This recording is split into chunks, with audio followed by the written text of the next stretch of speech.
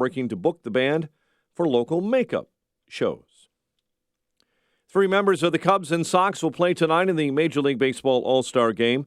Mets first baseman Pete Alonso is your 2019 Major League Baseball Home Run Derby champion, out-homering Vlad Guerrero Jr. The Blackhawks lock up top pick Kirby Dach, 3-year contract, about $1 million a season.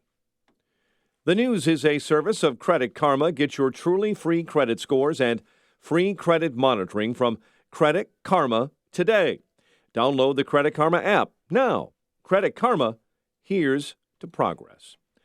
5:07 is our time. We'll have a check of traffic and weather on the way next on AM 560. You're listening to AM 560, The Answer, home of 7 of the top 100 radio talk hosts in America, according to Talkers Magazine. Congratulations to Joe Walsh. I like that. Larry Elder. How do you do that? Dennis Prager. It should be obvious. Sebastian Gorka. That's very interesting. Hugh Hewitt. I got you already. Mike Gallagher. Honest to goodness. And the #1 talk show host in the country, Sean Hannity. This is a little bit overboard. The top talkers in America are talking right here on AM 560, The Answer. Safety. It's so important at your industrial facility. You need to keep your personnel safe and meet OSHA requirements. One problem with your ladders, platforms, or safety guards, and you could be facing costly fines. Vans Industrial helps you meet OSHA standards to keep your employees safe. Hi, I'm Dave Van Camp, president of Vans Industrial. As a business owner, I realize the importance of keeping my employees safe, and I'm here to offer my expertise. Vans Industrial is a specialty contractor uniquely equipped to design, fabricate, and install safety equipment, including walkways, handrails, stairways, and machinery guards. Our Vans Industrial team can inspect existing systems, engineer solutions, fabricate quality goods, and install them with trained pros, all making a safer environment for your employees. Vans uses only the best and safest union-trained mechanics, insured at the highest level, to perform the job right. Call 833-VANS-IND. That's 833-VANS-IND. Or on the web at vansindustrial.com. Have you heard what President Trump said recently? Newsmax, you like Newsmax. I like it too. Now you can watch Newsmax TV and get the truth about Trump from Bill O'Reilly, Mike Reagan, Alan Dershowitz, Pat Buchanan, and more. Newsmax TV is America's fastest-growing cable news channel, now in 70 million homes. Find Newsmax on DirecTV, Dish, Xfinity, Spectrum, Optimum, Fios, Uverse, and more systems. See Newsmax TV today. It's real news for real people. Hey, my friend's retail store was the victim of IoT password theft. Yep. Cybercriminals are taking over security cameras, payment systems, and other IoT devices by exploiting vulnerabilities. What if they target us and our dispersed network? We're secured with Barracuda. We have advanced firewalls for our sites, enhanced security for our cloud infrastructure, and total email protection. Such a relief. Protect your business at Barracuda.com. Barracuda, your journey secured. With more than 6,000 hotels across the country, including La Quinta, Days Inn, and Super 8, a great hotel by Wyndham is closer than you think. Find one near you and book direct at wyndhamhotels.com. 5:10 on AM 560. It is time for a dry basement and a healthy home. It's time to call Permaseal, 800-421-SEAL. In the AM 560 Traffic Center this morning, here is Jim Telemonte. In Norwich, this morning, crash investigation work has Harlem blocked off between Montrose and Forest Preserve Avenue. Seeing delays on the Tri-State northbound or westbound 94 from Lake Cook to Deerfield Road. This is due to pavement striping work going on there. Eastbound I-80 has mild delays. Cherry Hill to 30. There's road work in the right lane, and the entrance ramp from 30 to eastbound I-80 is closed. It should be reopening shortly. Kennedy, express lanes are closed. They should be opening shortly, but traffic moves well on the Kennedy right now. The other expressways and tollways are looking good. Street closures remain around Grant Park for the Taste, which starts tomorrow. That's traffic. I'm Jim Talamonte on AM 560, The Answer. Chicago's Morning Answers starts next. Your official Chicagoland weather forecast from the 1 Hour Heating and Air Conditioning Weather Center and our meteorologist, Steve Williams. Partly sunny today and a high at 87. Tonight, partly cloudy, low 71. Clouds and sun, humid tomorrow, breezy by the afternoon. Strong thunderstorm throughout the evening. They could bring hail, damaging wind, and the high 89. I'm Steve Williams on AM 560, The Answer. 62 at O'Hare, 65 along the lakefront, 68 at Midway, and 62 this morning in Aurora. Your next news update is at 5:30. Chicago's Morning Answer with Dan and Amy starts now on AM 560, The Answer. This hourly segment is brought to you by In the Know with Wealth Management Group, hosted by Craig Bolanos. Heard Sunday mornings at 10. This is Chicago's Morning Answer with Dan Proft and Amy Jacobson on AM 560. The Answer.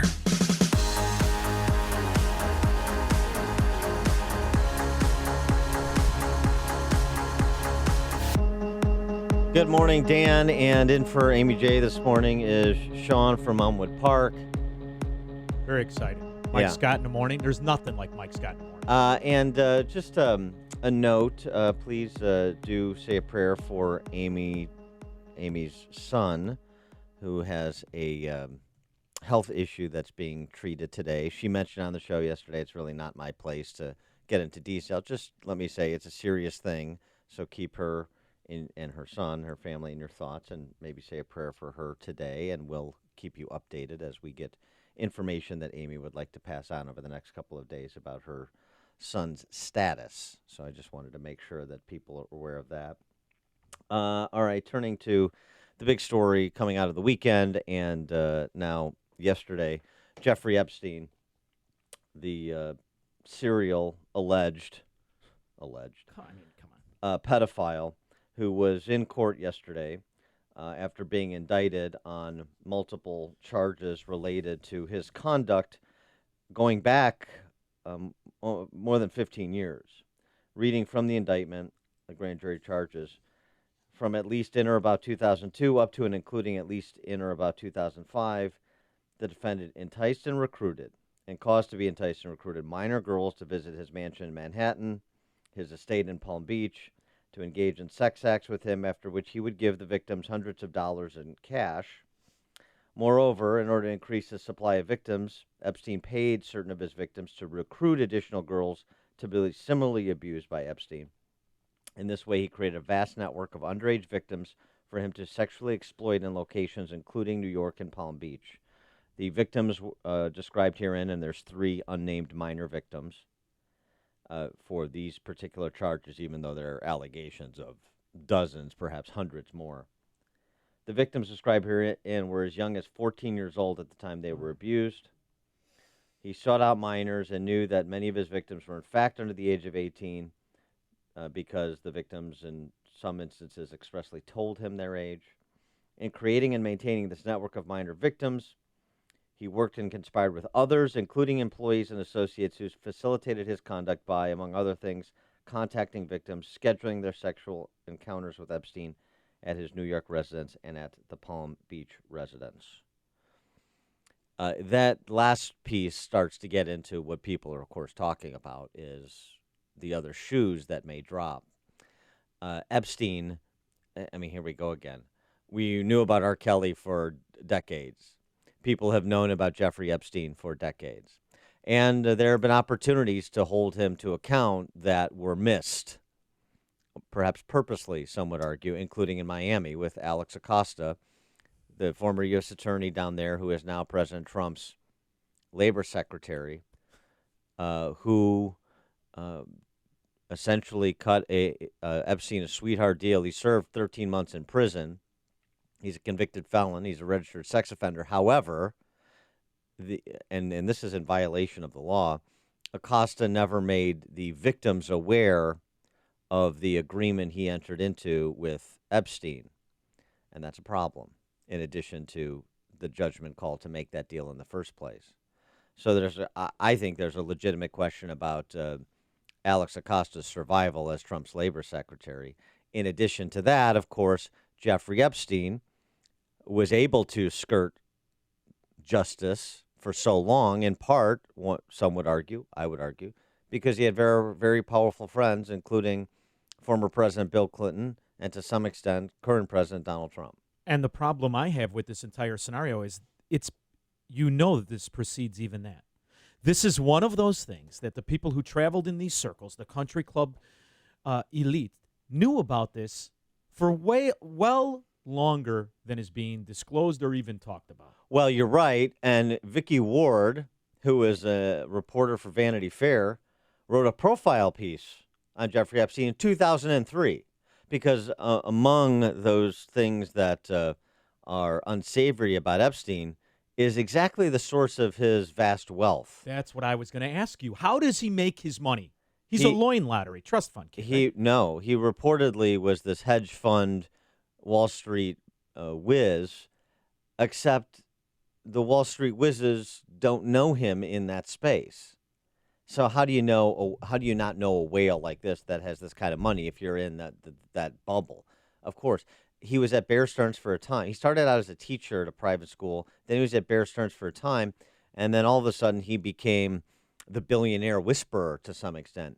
Vicky Ward is the reporter for Vanity Fair who did this profile piece 16 years ago now. And she sat down with Democracy Now! Exclamation point.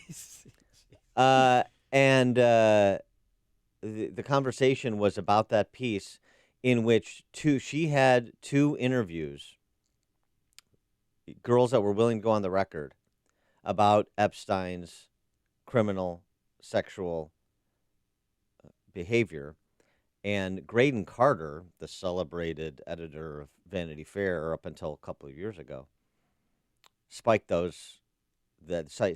part of the story after a meeting with Epstein. She recounts this in this interview with that Amy Goodman over at Democracy Now! Vicky Ward, starting with, where does this guy get his money? Because it's his money that kept him from facing justice, but also it's his money that allowed him to be this serial pedophile and create this network. I don't think he's a hedge fund manager. He is certainly very wealthy. There is great mystery as to how he actually made his money. He tells people that he takes a percentage and he advises billionaires only. He won't take anyone poorer than a billionaire, and that he takes a cut, which adds up to a lot of money. This when I investigated him in 2002, really turned out to be untrue. What was interesting was that the man who claimed to have sort of taught Jeffrey many financial tricks, and who claims to this day that Jeffrey has his money, is a gentleman by the name of Steve Hoffenberg, who went to jail for 20 years for committing the biggest Ponzi scheme pre-Bernie Madoff. So perhaps that's the source of his money. It's ill-gotten gains from a Ponzi scheme scamster that people have forgotten in the after Bernie Madoff. And somehow, I don't know, Epstein was able to perhaps take the money that guy stole and squirrel it away somewhere out of the reach of the law. It's amazing that the feds, the combination of the FBI, federal prosecutors, haven't been able to zero in on that. Well, as you know, I like to speculate on things. Speculate. The phrase is conspiracy theorist. All right, fine, we'll go with that. Let's do a little thinking. There is no way he has the kind of relationship with Bill Clinton from the 90s.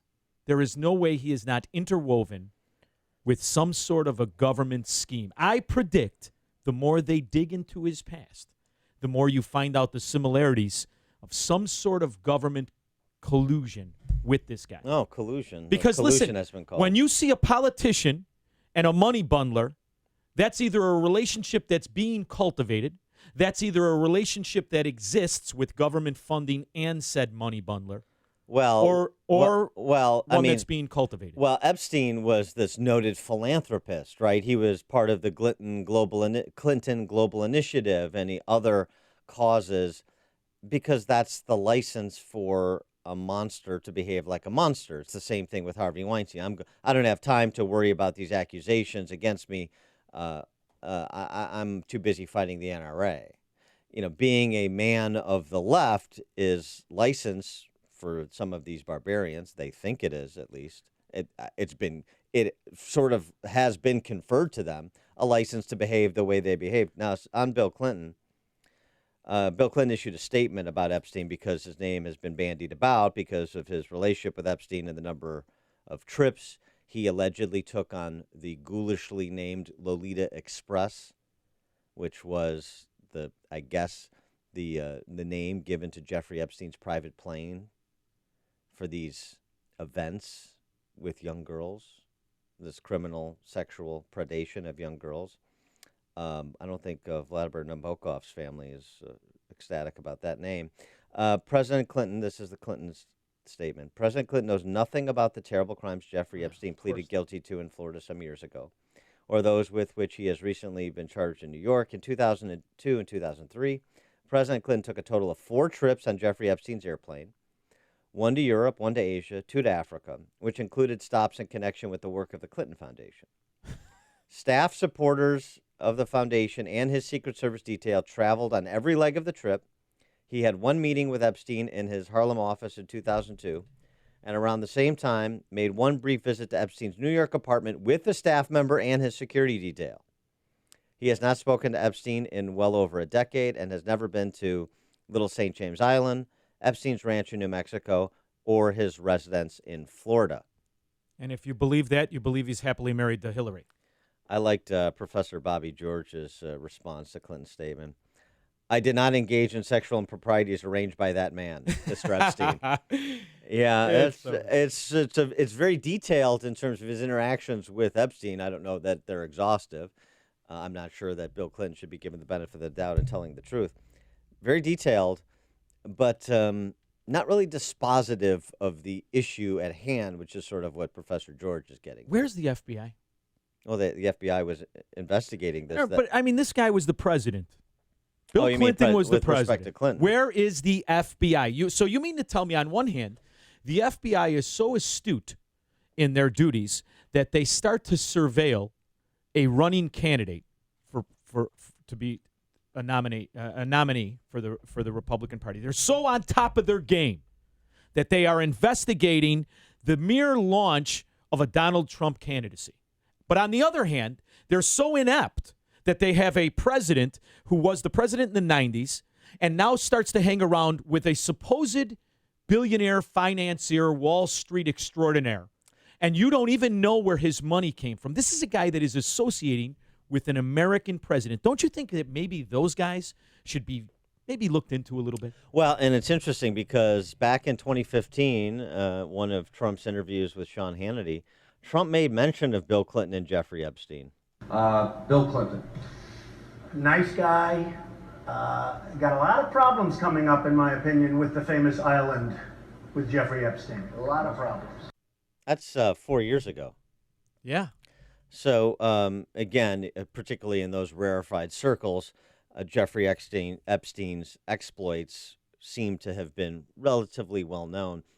Vicky Ward goes on to talk about the powerful network, and that's sort of what allowed him to get away with what he got away with for as long as he did. He called that plane, right, if you can believe it, the Lolita Express. Who called it? Jeffrey Epstein, which gives you some idea of the lack of humility of this person.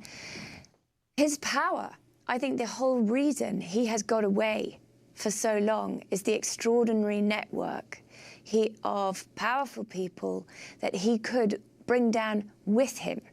That is why he's remained untouchable for so long. So his friendships are not insignificant. They're a big part of this story. Well, they're a huge part of the story because people want to know exactly what those friendships were and who else is implicated in criminal conduct. And it was interesting to see Nancy Pelosi's daughter, Christine, tweet that some of our faves, in quotes, could be implicated. And so we should make sure to treat Republicans and Democrats the same. And when you have someone of the left talking about their faves being implicated and trying to make a bipartisan statement about accountability, you know what she's really saying? I'm very worried a lot of my fellow travelers on the left are going to be implicated, maybe exclusively. I don't know, but that's normally the rhetorical tack taken by the left when some of their previously celebrated figures are about to go down. There's only one radio show in Chicago talking about today's biggest stories and telling you what they really mean. That show is this one, Chicago's Morning Answer on AM 560, The Answer. If you have pain, listen up, Dennis Prager here. You don't need to live in pain. Let me repeat that. You don't have to live in pain. Chronic pain is the worst, whether it's from an accident or pain that just develops. So Chicagoland, you're in luck. Dr. Ken Candido is one of the nation's most respected and successful pain doctors. He's been voted one of Chicago's best pain doctors several times. Bottom line, he's the pain doctor you need. Dr. Candido of Chicago Anesthesia and Pain Specialists will help you get off pain medication and all of its side effects. How? By finding the source of your chronic pain and fixing it. This is Ken Candido of Chicago Anesthesia Pain Specialists. Let's make you pain-free. Call Dr. Ken Candido and make an appointment with a cutting-edge, respected, and successful pain physician. Go to mypainchicago.com. That's mypainchicago.com. Thousands have been helped with their chronic pain, and you can be the next one. Get the phone number and all the info you need at mypainchicago.com. Hi, it's Amy Jacobson, and my good friend Mike Lindell, you know, the MyPillow guy, has authorized me to make the best offer ever on radio, TV, or in store. For a limited time only, you can get a 2-pack of premium MyPillows for only $69.98. That's only $34.99 per pillow, the lowest price ever offered in the history of MyPillow. If you don't own a MyPillow yet or already know why this is the pillow everybody wants and loves because you have one, then get the best deal ever. And by the way, you can still get 30% off pet beds, mattress toppers, and those Giza cotton sheets that I love. So act now to get this brand new, absolutely lowest price ever of 2 premium MyPillows for only $69.98. Go to MyPillow.com, use promo code Amy, or call 800-489-0201. That's 800-489-0201, or MyPillow.com. Use promo code Amy. Visit mypillow.com. Balance of nature, changing the world one life at a time. I'm loving my Balance of Nature. Since I started, I have not gotten one cold. I kind of fight everything. I get a little tickle, but it goes away. It's just amazing the difference I felt. I want you to know how much I appreciate the counseling and so forth and your attention to your people. I have been a pretty big advocate for the Balance of Nature. I don't know how many truck drivers have asked me, how in the heck do you keep going at 88, 89 years old? I said, Balance of Nature. If they want to really enjoy some good health, get on Balance of Nature. Experience the Balance of Nature difference for yourself. For a limited time, you can receive a 30% discount and free shipping on your first preferred order of Balance of Nature. Call 800-2468-751 or go to balanceofnature.com and use discount code Chicago. Hi, this is Amy Jacobson, and I've got a quick, cost-effective way to protect and grow the value of your home this summer. Call the professionals at CertaPro Painters for interior and exterior painting. They painted the first floor of my home last year, and every time someone walks in, they always say, gosh, your house looks so much bigger. That's because one of their color specialists helped me pick out the perfect color. So boost your curb appeal this summer with a fresh coat of paint while protecting it from the heat, storms, and insects. Be proud to show off your house to your friends and neighbors. Their summer calendar has a few spots available, so secure yours now. Don't put it off. Time to hire CertaPro Painters, your residential and commercial painting experts.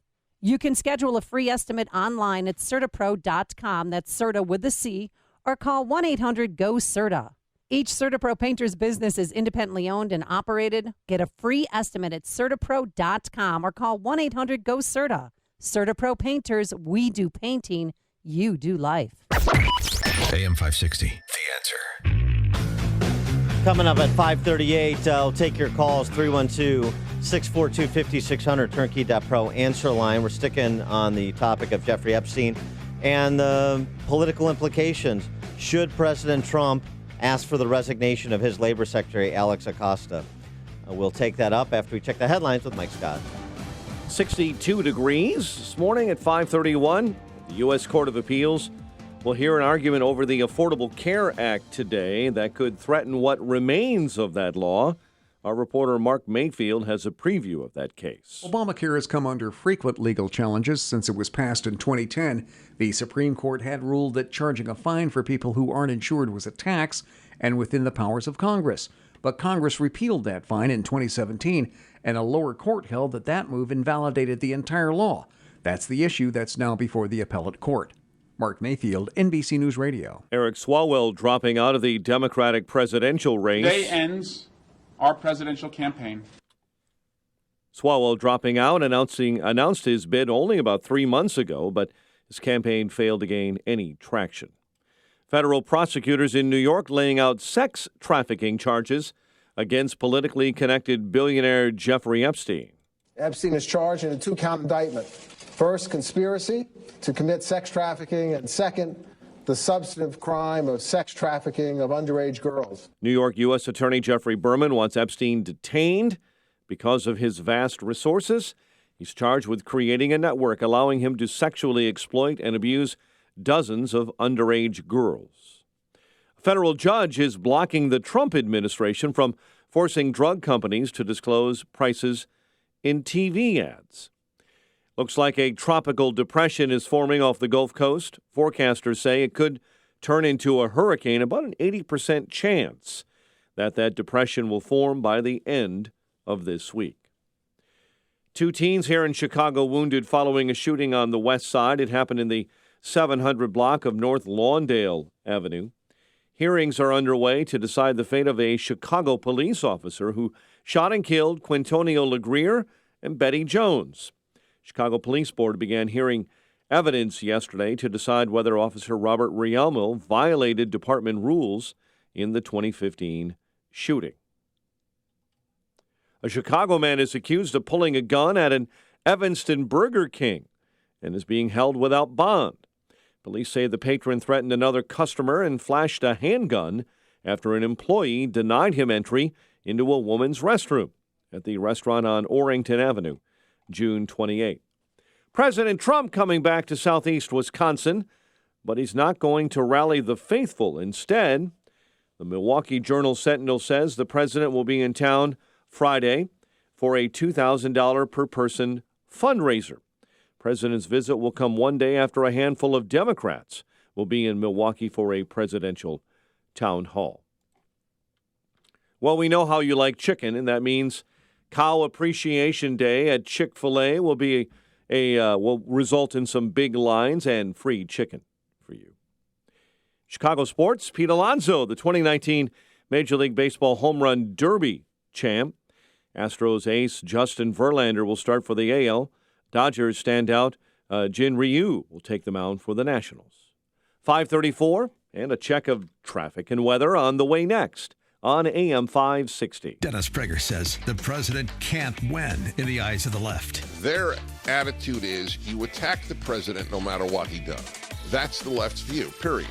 So if he attacks Iran, the guy's a warmonger. If he doesn't attack Iran, then he's not decisive. He's not decisive. Get it? The Dennis Prager Show. Weekdays at 11, right before Sean Hannity at 2 on AM 560. The Answer.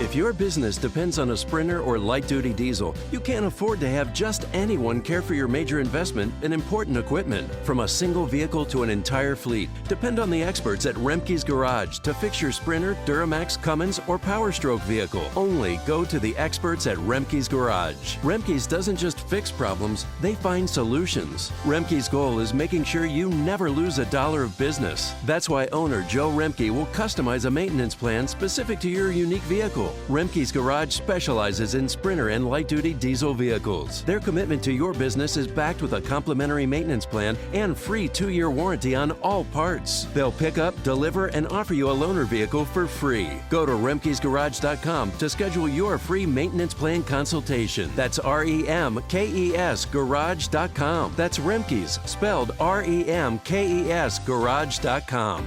At Walgreens, we know that your day doesn't stop for diabetes. So when you've got places to go and people to see, count on Walgreens every day to get expert diabetes advice 24/7. Find all major brands of testing supplies like Walgreens True Metrics in-store and online. And download tools to help you stay on track, like our 5-star mobile app with Pill Reminder. At Walgreens, we are your diabetes go-to. Stop by and talk to your pharmacist today. Walgreens, trusted since 1901. You make a million tough business decisions every day. So here's the easiest one of the year. Dell's Black Friday in July is back and bigger than ever. Get no-brainer deals on the very latest computers with Intel Core processors and a huge selection of servers, electronics, and more, all with free shipping on everything. To make your decision even easier, Dell's small business technology advisors can help you find just the right tech. Call 877-BUY-DELL. That's an easy call to make at 877-BUY-DELL or visit Dell.com/smallbusiness. A lost dog, not a lost cause. Read Catching Murphy, the latest book from the Associated Press, available now exclusively at Amazon.com. 537 in our AM 560 traffic center. Here is Jim Talamonte. On the roads this Tuesday in Norwich, Harlem Avenue remains blocked off between Forest Preserve Drive and Montrose for crash investigation after an overnight incident. Edens looks good at this hour. Kennedy, traffic moves well. The express lanes have opened inbound.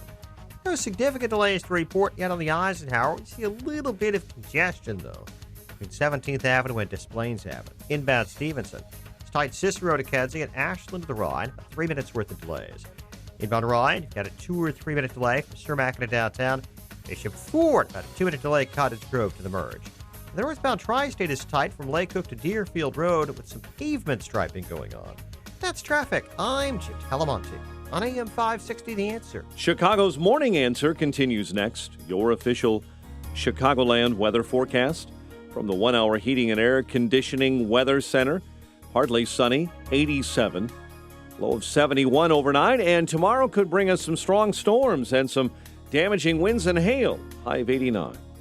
62 right now. Next news coming up at 6. Chicago's Morning Answer with Dan and Amy continues next on AM 560, The Answer. This hourly segment is brought to you by the IRS Radio Hour with Stephen Leahy. Every Sunday afternoon at 5 on AM 560, The Answer. If you're looking for the latest news, insight into what it means, and the sharpest opinion, there's only one station in Chicago where you can turn, and it's this one. We're AM 560, The Answer.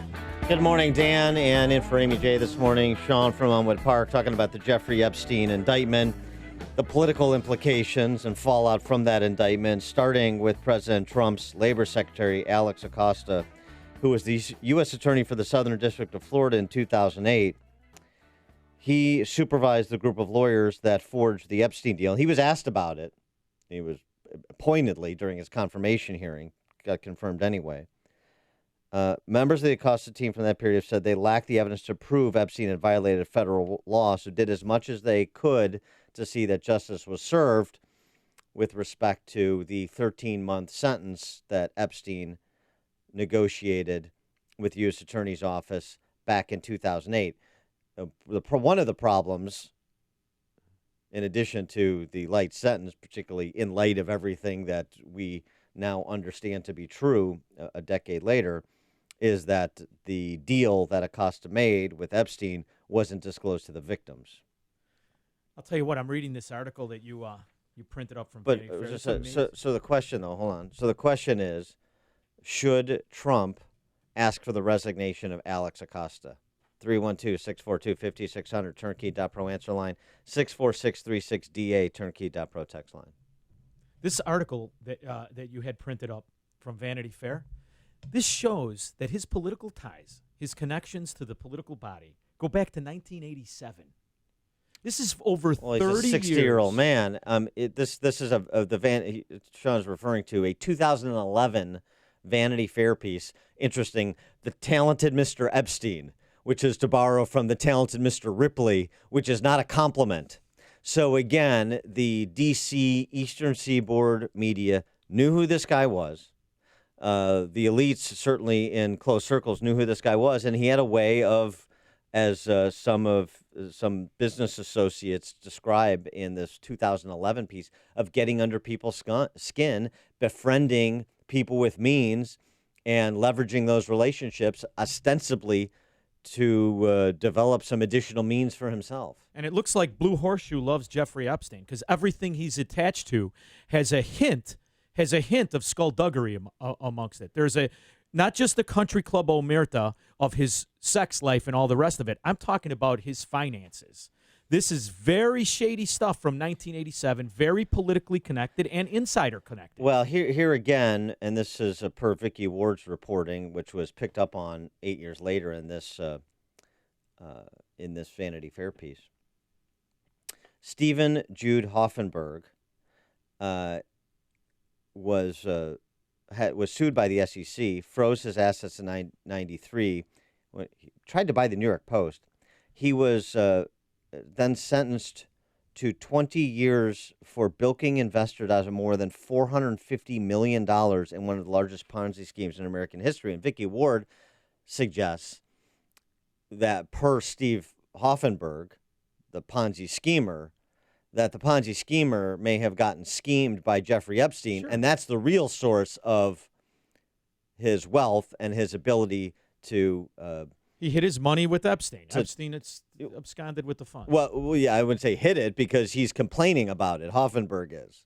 Sure. According to Vicky Ward. So I wouldn't say that they're in cahoots. It seems like Epstein scammed the scammer. Exactly. Perhaps that's one explanation because, again, all of this investigation to him over the last couple of decades, and you still don't have anybody zeroing in on exactly how he financed everything he's financed over the last 20 years. And it's a great crime because when you steal stolen money, who's the guy going to call? Ghostbusters?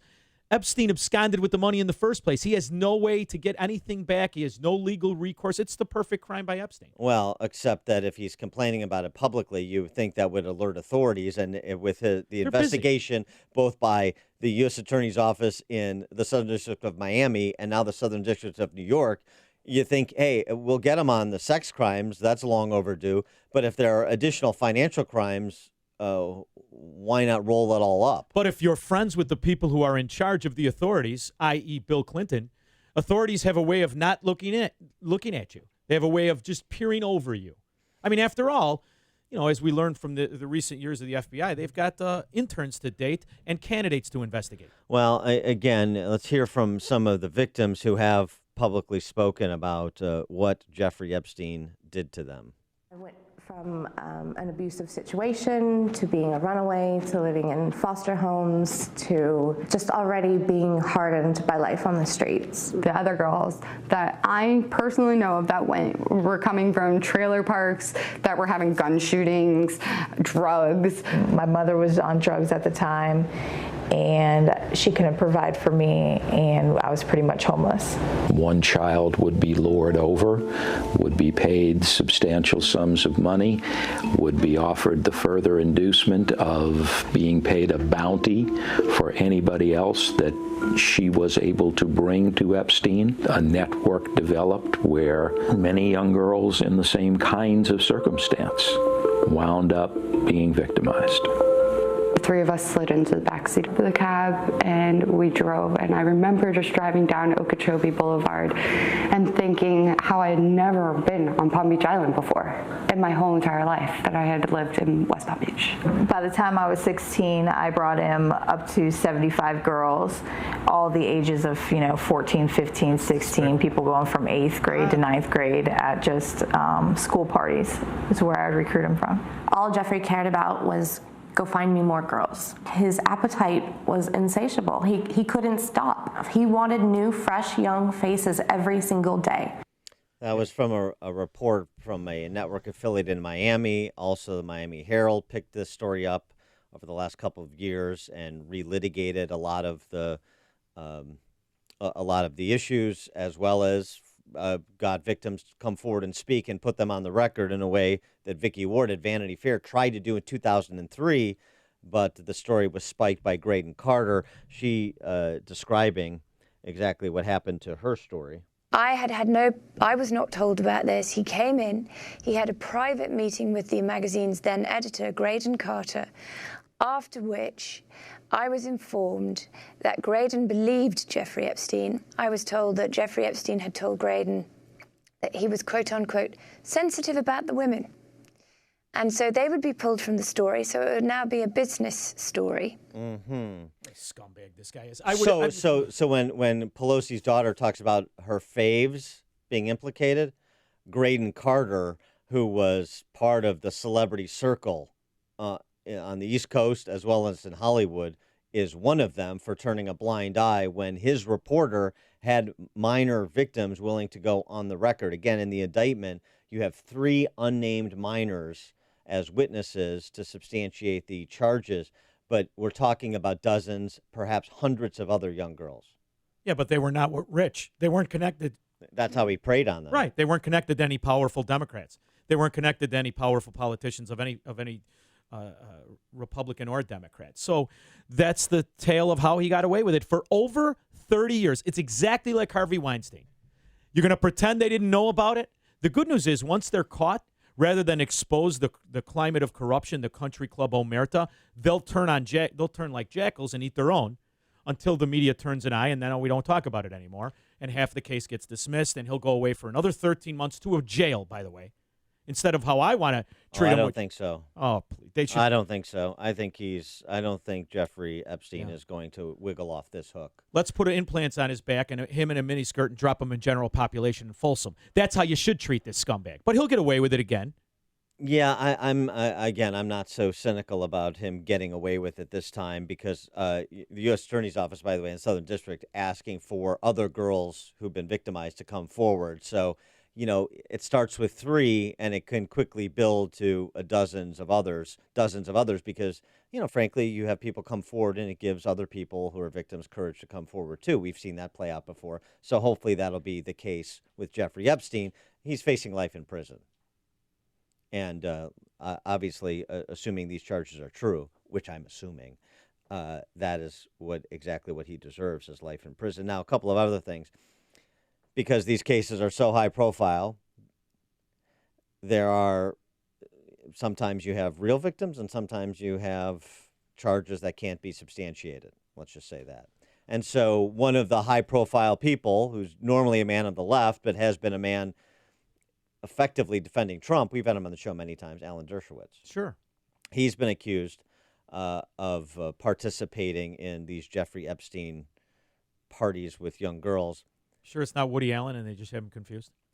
Dershowitz has been named. All right. And he has vehemently denied it. He's also countersued. So give Dershowitz the benefit of the doubt to which he's entitled. Also, but this is a way for them to try to make this sort of not just about people on the left and not just about Bill Clinton. And so this quote that emerged from 16 years ago, Donald Trump talking about Jeffrey Epstein, saying that Epstein, quote, likes beautiful women as much as I do, and many of them are on the younger side. Oh, boy. Yeah, it's not a great quote, but it's not criminal either. But you have to put it in context, too. It's also associated. There's a picture of him with his girlfriend at the time, Melania, and Jeffrey Epstein with a 12-year-old? An East Coast socialite, this Ghislaine Maxwell, who's potentially implicated in being one of the couriers for Epstein in shuttling and trafficking in women, trafficking in young girls. So the Trump thing, though, clearly what he's implying is he likes younger women like I like younger women, adult women. So Melania is many years my junior, but he was in his 50s and she was in her late 20s when that picture was taken. That's not the same thing as what we're talking about with Jeffrey Epstein. So don't let the D.C. press corps conflate those issues. Very different. My problem with the whole thing is there has been a silence among the people who pretend to be the social justice warriors for 3 decades that we know of. So let's, from now on, when we talk about this case and we talk about his victims, let's interject the word poor young girl, because no rich young girls were harmed by this pedophile. Poor young girls were, because they're the acceptable victims of the elitists, always. Also, just going back to the question at hand, Alex Acosta. do we hold prosecutors responsible? We have this discussion about Kim Fox, the Cook County State's Attorney's Office. We have the discussion about the U.S. Attorney's Office in the Northern District of Illinois and their seeming inability to zero in on the heads of the Chicago political crime families for decades on end as well. Yeah. Right? You mean Burke just didn't get started? Go ahead. So right, well, that's so. Again, the idea that prosecutors are beyond reproach, I don't like it. I don't like it. And Alex Acosta, I don't like the deal he made. I don't like the fact that he didn't inform the victims of the deal he made. That's a problem. And this is not implicating him criminally, Acosta, but is this somebody who should be serving in the cabinet of the President of the United States, given this case and everything that surrounds Jeffrey Epstein? I don't think so. He may be a talented lawyer. He may be doing a good job as labor secretary. Who could tell? Is another one of these agencies that shouldn't even exist in the first place. But to the extent it does, right now, I think Trump should ask for Alex Acosta's resignation. 312-642-5600, turnkey.pro answer line, 64636-DA, turnkey.pro text line. Jim in Sheboygan, you're on Chicago's Morning Answer. So I heard an interview back in the 90s from George Stephanopoulos about the Monica Lewinsky and Bill Clinton trysts. And I heard a story yesterday that Katie Couric and Stephanopoulos used to go to Epstein's mansion for dinners. And so I'd like for the news media to question Stephanopoulos and ask him what he knows and when he knew it. All right, thanks for Well, the let's call, not get Jim. too crazy because, as you know, pedophiles have a fondness for midgets. So maybe he just wanted Stephanopoulos around because he made him feel good. Bring the booster seat in, prop him up, and let him eat. Bird in Lake Zurich.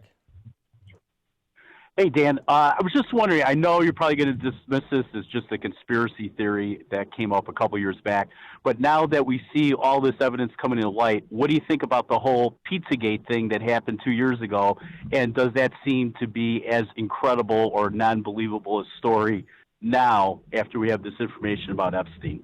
Well, thanks for the cover. I mean, I think they're just two separate deals. And the Pizzagate thing, I mean, you have to have evidence to substantiate claims.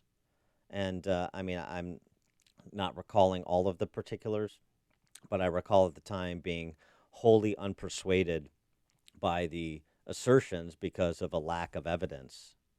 You know, dots connected without any ability to substantiate the connection. That's a problem. Craig in Mount Greenwood. Oh, hey, Dan and Sean. Listen, I think the biggest takeaway here, and you guys are touching on it for sure, is the implication of how bad and corrupt this left media is.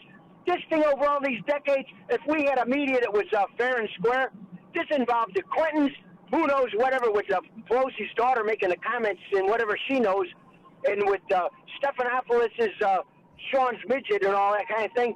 Yeah, it's all with the leftists and everything in our corrupt media. Let them all didn't pursue anything. Thanks, Craig. Before you see it on TV, share it on Facebook, or read about it in the paper. Hear it here first. This is Chicago's Morning Answer on AM 560. The Answer. If you maintain an industrial plant, you know your dust collection systems are a vital part of the operation of your plant. Without them, things can get dusty quick. And when your dust collection system malfunctions, the downtime can cost your plant money. Time to call the professionals at Vans Industrial for help. Hi, I'm Dave Van Camp, owner of Vans Industrial. At Vans, we work with many different types and sizes of dust collectors, from 1,000 CFM to 100,000 CFM. If your system needs housing repair, tube sheet, pulse valves, ductwork, or collection hoods, give us a call. Schedule an inspection today to keep things running smoothly and avoid costly downtime. And when you're ready for a new dust collector, we can design your system from the collection hoods to the stack for plants of all size applications. Vans uses only the best and safest union-trained mechanics, insured at the highest level, to perform the job right. Call 833-VANS-IND. That's 833-VANS-IND or on the web at vansindustrial.com. My name is David Hochberg. If you'd like to pay off debt, call Team Hochberg now about a cash-out refinance. During May, Team Hochberg helped listeners access $953,000 to pay off credit cards, student loans, car loans, medical bills, collections, and IRS tax liens, which saved them close to $19,000 a month. Since January, Team Hochberg has saved listeners over $74,000 a month, which is an annualized savings of over $888,000. What are you waiting for? Call Team Hochberg now to see if we can help you pay off debt and substantially reduce your monthly payments with a cash-out refinance. Think of all the things you could do with an extra $500, $1,000, or $1,500 a month that you'd be saving. Call Team Hochberg now at 855-56-DAVID or visit 56david.com. Team Hochberg has helped thousands of AM 560 listeners, but we can't help if you don't call 855-56-DAVID or visit 56david.com. Homeside Financial, Equal Housing Lender, NMLS 1124061. Hi, this is Dr. Mike Andriano of Trinity Holistic Health Center. Over the last 25 years, I noticed that I and many of my patients lost the ability to lose weight. Detoxes, starvation, low fat, low carb, nothing works. Even with small appetites and healthy food, we still gain weight. And if we do lose a few pounds, one slip up and it all comes right back. For years, I searched for answers and finally discovered that toxins cause inflammation, and inflammation blocks hormones from telling your body to burn fat. Not just any inflammation, but inflammation at the cell membrane. Diets and detoxes don't address the root cause of weight loss resistance, but we do. My practice concentrates on finding and fixing the root cause of your problem, not just covering up symptoms. If this sounds like you, go to lifedoc.am or call 1-833-LIFEDOC and learn how you can get help to lose those extra pounds once and for all. That's lifedoc.am or call 1-833-LIFE-DOC. My kids are the most precious gift God has entrusted to me. When it comes to education, I definitely didn't want to skimp on the quality of academics, but I wanted them to be taught from a godly perspective where the Bible is the foundation for learning. And that's why my husband and I decided on Christian Heritage Academy. We found solid biblical teaching without sacrificing quality of academics. The teachers truly care about the students, and the community is warm and friendly. It's more like a family. My children are thriving spiritually, emotionally, and academically, and besides that, they've had leadership opportunities not available at larger schools. It's no wonder that Christian Heritage has been recognized as one of the best private schools in Illinois. Are you looking for a quality education that fits with your family's values? Why not check out Christian Heritage Academy in Northfield? Conveniently located in the north suburbs, Christian Heritage has a tour day coming up this Wednesday where families can learn more. To register, visit christianheritage.org and join us this Wednesday. Again, register at christianheritage.org. Hi, this is Amy Jacobson, and I've got a quick, cost-effective way to protect and grow the value of your home this summer. Call the professionals at CertaPro Painters for interior and exterior painting. They painted the first floor of my home last year, and every time someone walks in, they always say, "Gosh, your house looks so much bigger." That's because one of their color specialists helped me pick out the perfect color. So boost your curb appeal this summer with a fresh coat of paint while protecting it from the heat, storms, and insects. Be proud to show off your house to your friends and neighbors. Their summer calendar has a few spots available, so secure yours now. Don't put it off. Time to hire CertaPro Painters, your residential and commercial painting experts. You can schedule a free estimate online at CertaPro.com, that's Certa with a C, or call 1-800-GO-CERTA. Each CertaPro Painters business is independently owned and operated. Get a free estimate at CertaPro.com or call 1-800-GO-CERTA. CertaPro Painters, we do painting, you do life. WIND. House Democrats are targeting the Attorney General again. I'm Dave Anthony, Fox News. They've gone after him over the Mueller report. Now it's the citizenship question on the 2020 census. We've been considering all the options, and I've been in constant discussions with the president ever since the Supreme Court decision came down. That decision blocked the question, but Attorney General Barr is working on a way to unblock it. Fox's Rachel Sutherland live in Washington. Dave, Attorney General Barr and Commerce Secretary Wilbur Ross could be held in criminal contempt as the fight over the 2020 census rages on. House Democrats want to punish the officials for defying a subpoena for documents they believe could shed light on the Trump administration's motive for asking a citizenship question. The Justice Department says it has a new legal team reviewing options for adding the question, including an executive order by the president, a move that could face legal challenges. Dave? Rachel, House Speaker Nancy Pelosi also calling on the Labor Secretary to resign, calling Alex Acosta's handling of the Jeffrey Epstein case unconscionable. In 2008, as a U.S. attorney, Acosta allowed the billionaire to avoid federal charges by pleading guilty to state charges in Florida to soliciting prostitution from a minor. Epstein's now back in jail in New York City in a renewed federal case, accused of sex trafficking and conspiracy involving children who provided Epstein massages while they were nude or partially nude. Children who were asked to engage in direct and indirect sex acts for money. The FBI's William Sweeney. Both President Trump and Bill Clinton had socialized with Epstein in years past, but the former president put out a statement that he knows nothing about the terrible crimes. Obamacare is back in federal court today, an appeal hearing on a federal judge's ruling that declared Congress effectively rendered the health care law unconstitutional when it eliminated the tax penalty for those who don't get insurance. There's one less Democrat running for president, Eric Swalwell, dropping out. But it is the beginning of an opportunity in Congress with a new perspective. This is Fox News. Sunshine in Chicago, 62 degrees at 6:02 on AM 560. The Answer, and good morning. I'm Mike Scott. 2 teens wounded following a shooting on Chicago's west side. Chicago police tell us this morning that a 15-year-old and 18-year-old were shot on the sidewalk in the 700 block of North Lawndale when someone on a bicycle rode up and opened fire. Chicago police are trying to work on decreasing the amount of violence in the city. The mayor telling reporters yesterday policing alone is not going to solve the problem. I can send 10,000 officers to the west side, and if we don't address those underlying challenges, which we must, we're not going to solve the problem. Her comments follow a 4th of July weekend that saw 6 killed and 65 more wounded. The sentencing phase is underway for the man who kidnapped and killed a visiting University of Illinois scholar Ying Zhang. The jurors who convicted Brent Christensen will either be sentencing him to death or life in prison without the chance of parole.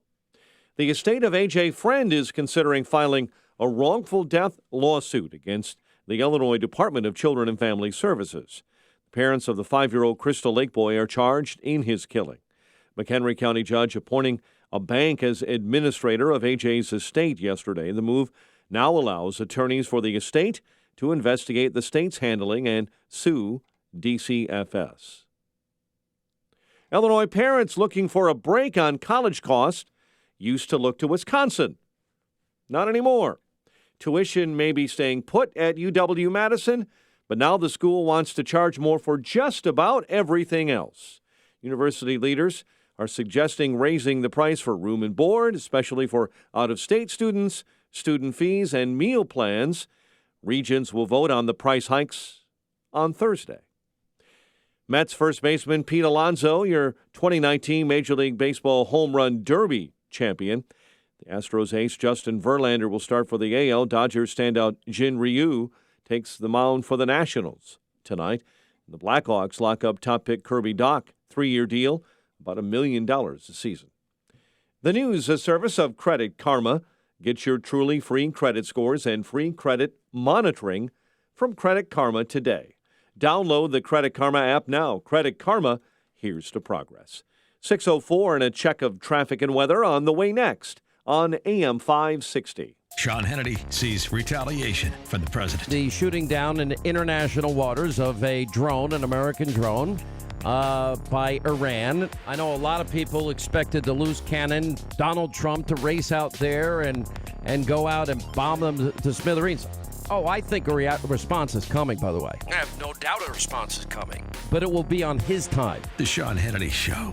Afternoons at 2, right before Joe Walsh at 5, on AM 560. The Answer. You make a million tough business decisions every day. So here's the easiest one of the year. Dell's Black Friday in July is back and bigger than ever. Get no-brainer deals on the very latest computers with Intel Core processors and a huge selection of servers, electronics, and more, all with free shipping on everything. To make your decision even easier, Dell's small business technology advisors can help you find just the right tech. Call 877-BUY-DELL. That's an easy call to make at 877-BUY-DELL or visit Dell.com/smallbusiness.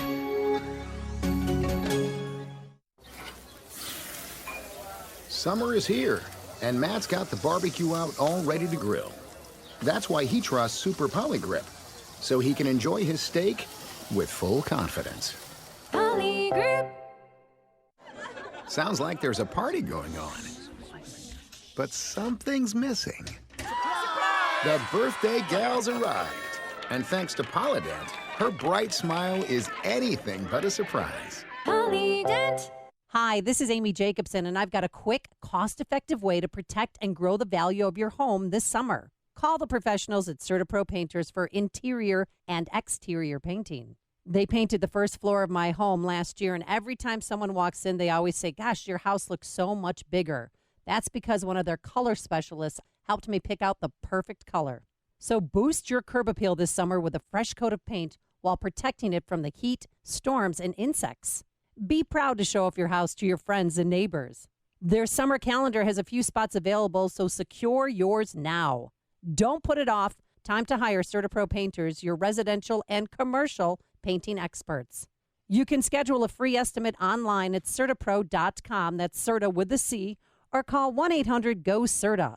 Each CertaPro Painters business is independently owned and operated. Get a free estimate at CertaPro.com or call 1-800-GO-CERTA. CertaPro Painters, we do painting, you do life. Express Employment Professionals is thanking workers in a big way. This August, Express is awarding $1,000 cash prizes weekly and a chance to win a $10,000 vacation. Register on the Express Jobs app or expresspros.com. Express knows jobs. Get to know Express. 6:07 AM 560 traffic center time. Here's Jim Talamonte. Metra is reporting mild delays on the Union Pacific West line after earlier there was some police activity in the Geneva area. Tri-State Tollway northbound, it's jammed solid. Toohey to Oakton, there's a crash. 2 left and 2 right lanes are blocked. The traffic gets by in the left center lane there. Southbound, there's a brief keeper's delay from Bussey to Oakton. The eastbound Eden Spur is heavy, Finkston to Waukegan Road. Inbound Kennedy, Cumberland to Harlem, 22 minutes, O'Hare to downtown. The Eisenhower's 33 minutes, 390 to downtown. Stevenson, 42 minutes, 355 to Lakeshore Drive. Ryan, 23 minutes, 95 to downtown. Bishoport, 18 minutes, 8094 to the Merge. That's traffic. I'm Jim Alamonte on AM 560, The Answer. Chicago's Morning Answer continues next. Your official Chicagoland weather forecast. From the 1-hour Heating and Air Conditioning Weather Center, here's meteorologist Steve Williams. Today, partly sunny with a high 87, partly cloudy tonight, low 71. Clouds and sun for tomorrow, breezy. Strong thunderstorm could bring some hail and damaging wind, a high tomorrow at 89. I'm Steve Williams on AM 560, The Answer. Sunshine, 62 at O'Hare. Next news, 6:30, and Chicago's Morning Answer with Dan and Amy continues next on AM 560, The Answer. This hourly segment is brought to you by Secure Retirement Radio with host Raj Shah. Sunday mornings at 7 on AM 560, The Answer. This is Chicago's Morning Answer with Dan Proft and Amy Jacobson on AM 560, The Answer.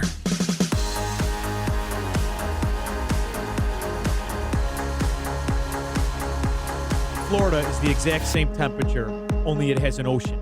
You see that? Good morning, Dan, and in for Amy J. Sean from Oakwood Park, who's our weather girl today, apparently. Okay. No, that's Ponce. Want to address President Trump's surprising topic of conversation yesterday, the environment. President Trump, environmental president. President Trump delivering a talk on the topic, had this to say. For years, politicians told Americans that a strong economy and a vibrant energy sector were incompatible with a healthy environment. A strong economy is vital to maintaining a healthy environment. We're unlocking American energy, and the United States is now a net exporter of clean, affordable American natural gas. We're exporting all over the world. How about that? Who would have thunk it that economic growth and environmental protection are complements? They're not mutually exclusive. From 1970 to 2018, the combined emissions of the most common air pollutants fell 74%, while the economy grew more than 275%. CO2 emissions increased slightly in 2018 due to weather and economic growth. Emissions are projected to decline in 2019 and 2020. And there's an interesting graph over at Carpe Diem blog, animated chart of the top 10 countries for carbon emissions over the last 50 years. And you see over the last 20, China has supplanted the United States as the biggest emitter of carbon by 2x.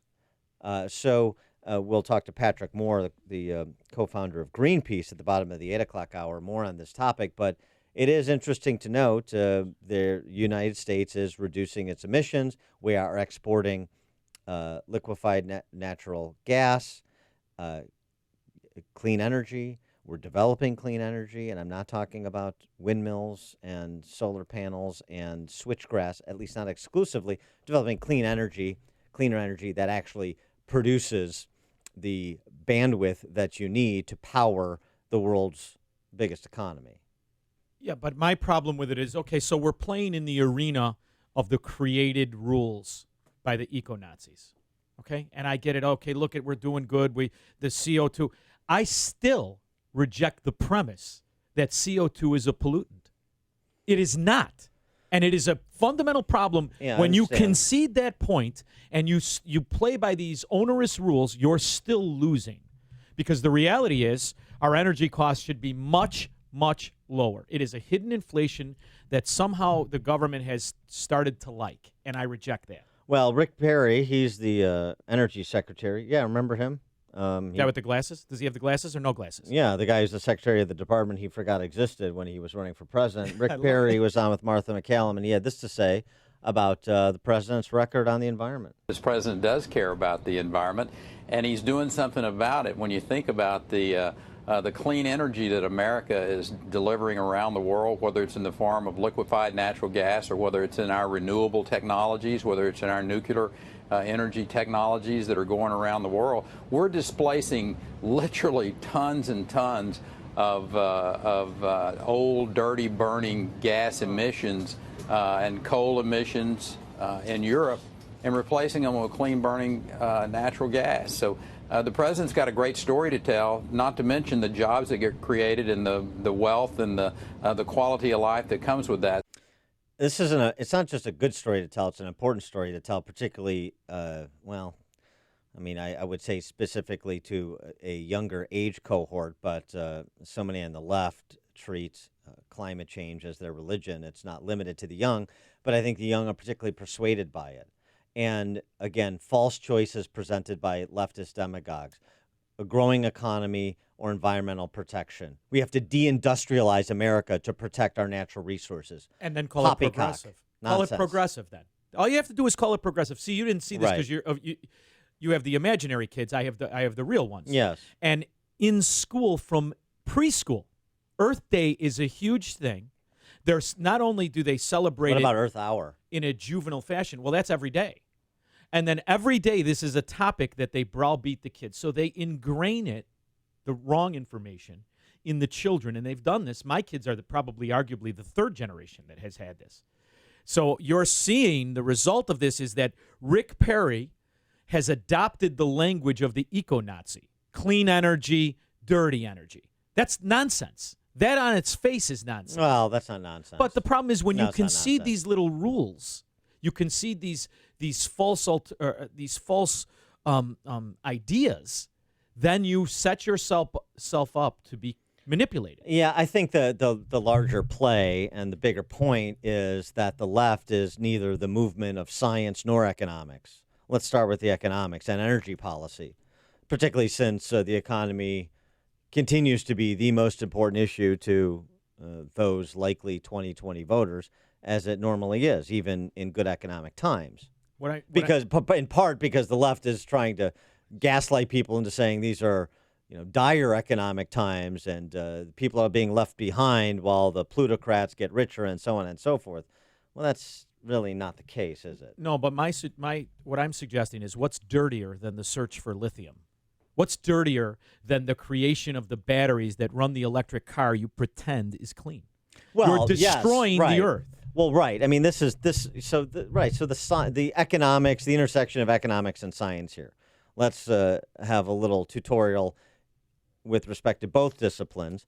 I go back to this summary by Joel Ross at Citadel Realty Advisors. I've mentioned this riff on the show before, but it bears repeating and sharing. And I posted on social media. Share it. Nothing dispels the demagoguery like just data. Well, what do you make of this? Explain this and give me as much detail as I'm giving you in defense of your position. Joel Ross, writing at Citadel Realty Advisors, it's an investment advisor. If you're a climate change advocate, consider this. None of the big signatories to the Paris Accord is complying. And that's, of course, the focus and the criticism of Trump. Katie Rogers and Coral Davenport in the New York Times. President Trump has withdrawn the United States from the Paris climate change rollback or weaken 80 environmental regulations, punted on global environmental leadership. Right, because signing a piece of paper with a bunch of other politicians, that's what global leadership looks like, rather than actually doing something, both in terms of economic growth and environmental stewardship, which is what's truly happening on the ground here. The U.S. is outperforming all of the Paris Accord signatories. The EU is building 28 new coal plants. Germany gets 40% of its power from 84 coal plants. Turkey is building 93 new coal plants. India, 446. South Korea, 26. Japan, 45. China, which already has 2363, is building another 1,100 coal plants. The United States, 15 and is building 0. We'll be closing some of the 15. These are the facts. You like windmills? They require power plants run on gas for backup. To build one windmill requires 1,100 tons of concrete and rebar, 370 tons of steel, 1,000 pounds of mined minerals like rare earths, iron, and copper, plus very long transmission lines, lots of copper and rubber covering for those, plus many transmission towers. Rare earths come from areas of China with slave labor. Cobalt comes from places where they use child labor and they use lots of oil to run rock crushers. Great. This is all to build one windmill. Yeah, it's great. So you think wind is great to save the planet? You forget what it takes to make one windmill. And they have to have a backup. Inefficient, partially running, gas-powered generating plant to keep the grid functioning. To generate enough power to really matter, you need millions of acres of land and water filled with windmills, which consume habitats, which generate light distortions and certain noise, which can create health issues for humans and animals living near a windmill. Nobody wants to talk about the real cost, and this all leaves out thousands of dead eagles and other birds. There is no free lunch when it comes to power. Fossil fuel is not going away for decades. And it's not because he's a fossil fuel truther, or it's not because he made $1 billion in fossil fuels, like leftist environmentalist presidential candidate Tom Steyer. It's not that. He's just the reality of it. Confront the reality of your energy source and what it takes to deliver the wattage you need to power an economy and protect, much less enhance, people's quality of life and standard of living. But it's a virtue tax. You're missing the broader point. None of this is about the reality of where we live and what we need to live and what true progress is. This is about shielding a tax system scheme that was intended to be abused from its inception. That's all of this. All of this is just a weapon against the citizen. Because it was H.L. Mencken, right, my guy, who said, what is government but a conspiracy against the individual? That's what eco-Nazis are. They're just simply finding a virtuous way for your fellow citizen to chant you being controlled, regulated, and extorted. Because after all, Dan, if you look at all of their solutions, and my favorite is the cap and trade, launched by both the Republican and the famed Democrat Al Gore. Al Gore and Hank Paulson came up with the cap and trade system that was supposed to be right here in Chicago. It was not about polluting. It was about paying for the right to pollute. And their key cornerstone to become the extortion weapon was the CO2 pollutant tax. So we're not arguing about the fundamentals anymore. We're arguing about the limitations, and that's the part that scares me. Because as history has shown you, limitations have a way of clamping down. But I'm still getting over your referencing H.L. Mencken, which you didn't like that, because you don't like conspiracies. Everything's a conspiracy, Prof. Everything. Did you meet him at the Scopes Monkey trial? I met his cousin. Well, speaking of the limitations and sort of the political overlay here, this piece by David Korn and Mother Jones is really something. It's the end of the world as they know it. We've gone from being precise about science to accepting political statements from scientists in lieu of data to support those political statements. Now to ignoring all of that altogether, because you know what really matters? The emotional state of the scientists studying climate change. Oh, come on. I'm not kidding. First of all, science you pay for isn't real science. David Cornwell. It's like prostitution. It's just while the money lasts.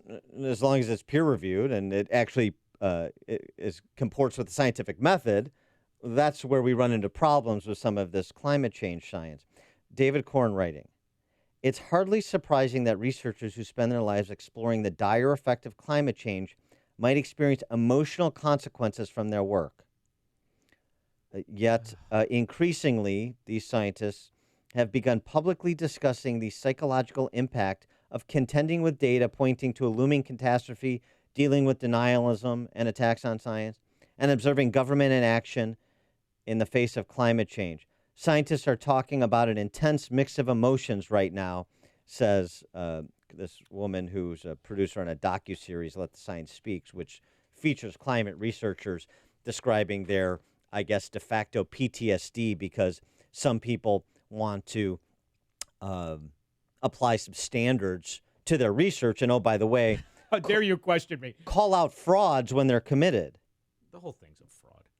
The whole thing isn't a fraud, but there are specific frauds that go completely unreported and unacknowledged by the zealots, the David Korns of the world and others on the left, the entire Democrat Socialist Party, the deindustrialization party. You can use eco-Nazi. You stole Jelly Belly. You now use eco-Nazi. Go ahead. Steal Jelly Belly. You stole it. The Francis Menton writing in Manhattan Contrarian, the greatest scientific fraud of all time is the alteration of official world temperature data by a small number of government employees in the United States and the UK. Uniformly, the alterations have the effect of lowering temperatures early in the record and raising recent temperatures in order to create and enhance a warming trend that does not exist in the data as originally reported. That's an educated way to say they lied. The past few, despite what you may think from reading the mainstream press, the past few years in world temperature have not been particularly good for the continuation of climate alarm, no matter how you measure them, the main methods being ground thermometers, weather balloons, satellites. World atmospheric temperatures have gone down for more than 3 years since a peak reached in early 2016. The data set I consider to be most reliable, the satellite-based measurements from the University of Alabama at Huntsville, gives the global temperature anomaly for the most recent month, June, plus 0.4 of a degree Celsius. That is well down from the peak of plus 0.8 in early 2016 and represents a decrease of about a third of what had been the entire increase since the satellite record began in 1979, and he provides all the data in his write-up, including the graphs. We're not going to let reality get in the way now, are we? Well, this is concerning, isn't it, when you have, what is politics destroys everything, including the quality of science and thus the reliability of public policy making, because you're not getting a reflection of reality. You're getting a narrative that somebody wants to tell as part of a power grab. And that's the problem, and it's why Patrick Moore, who we'll talk to again at the bottom of the 8 o'clock hour, left Greenpeace in the environmental movement and now is a heretic because he actually wants to go where the science leads and the left doesn't. Connect with Dan and Amy on the AM 560 The Answer mobile app. Just text the word app to 64636 to download the app today. Is your old AC a clunker? Does it clunk, leak, or make weird noises? Could be it's on its way out.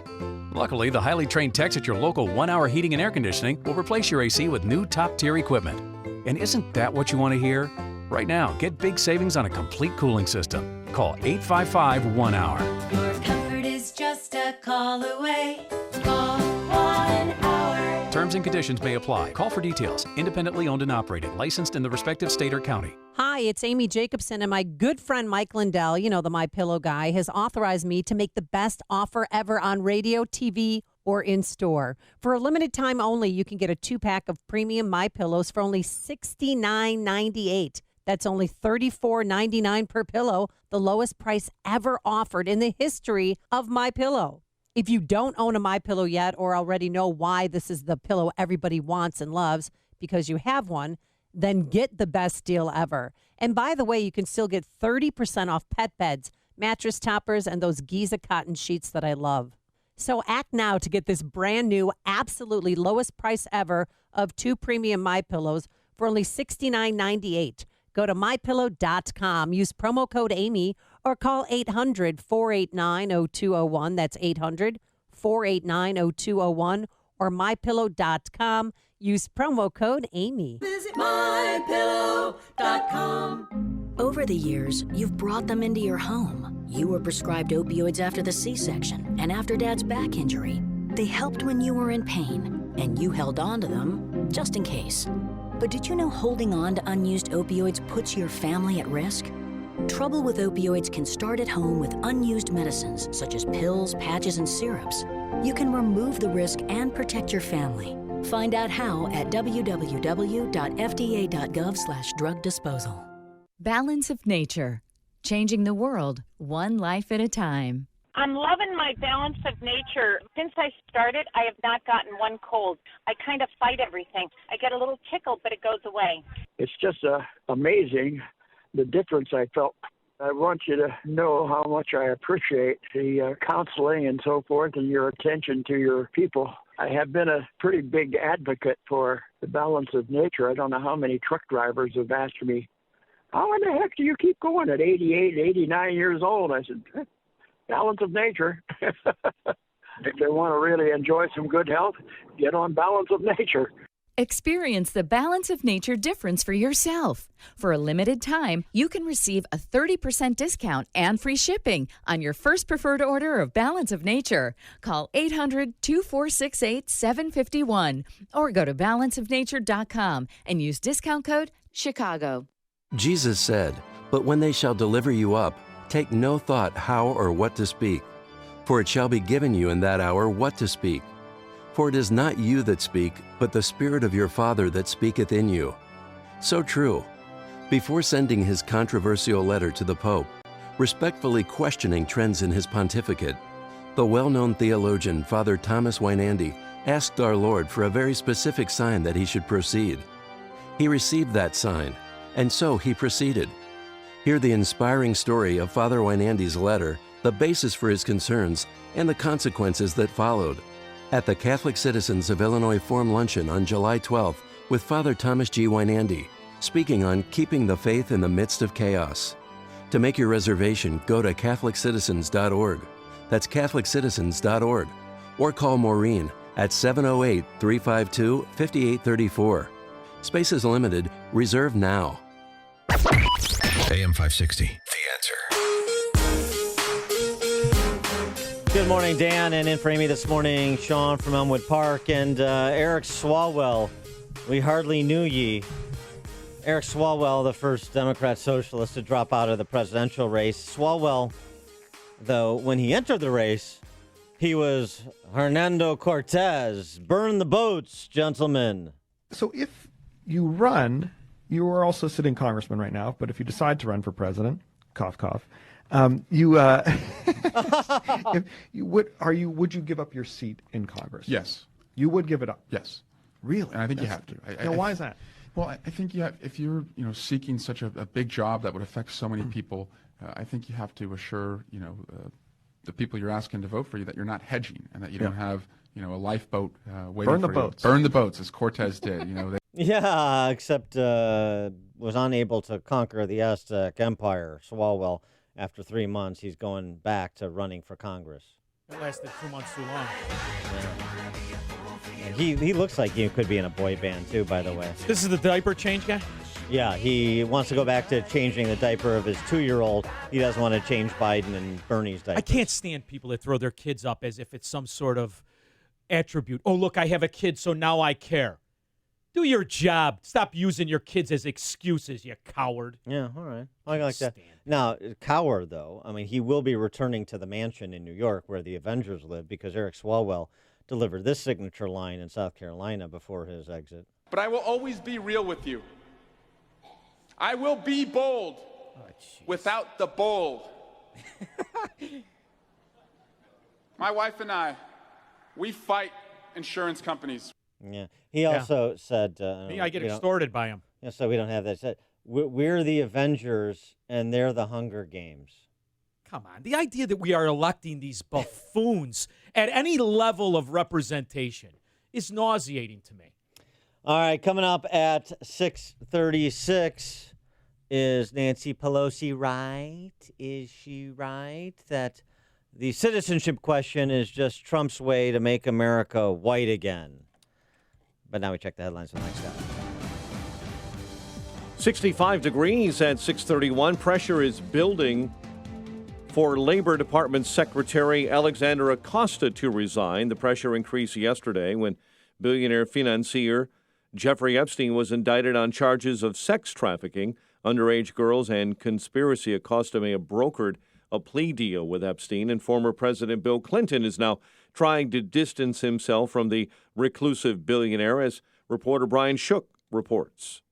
Epstein is being held in New York on charges of sex trafficking, underage girls, and conspiracy. A Fox News report produced years ago said Clinton went on Epstein's plane more than 24 times and had ditched his Secret Service detail for a few of those flights. A statement from Clinton says he knew nothing of Epstein's crimes. It added that Clinton took 4 trips on Epstein's plane in 2002 and 2003. The statement said the Secret Service traveled with him on every leg of every trip and that Clinton hasn't spoken to Epstein in well over a decade.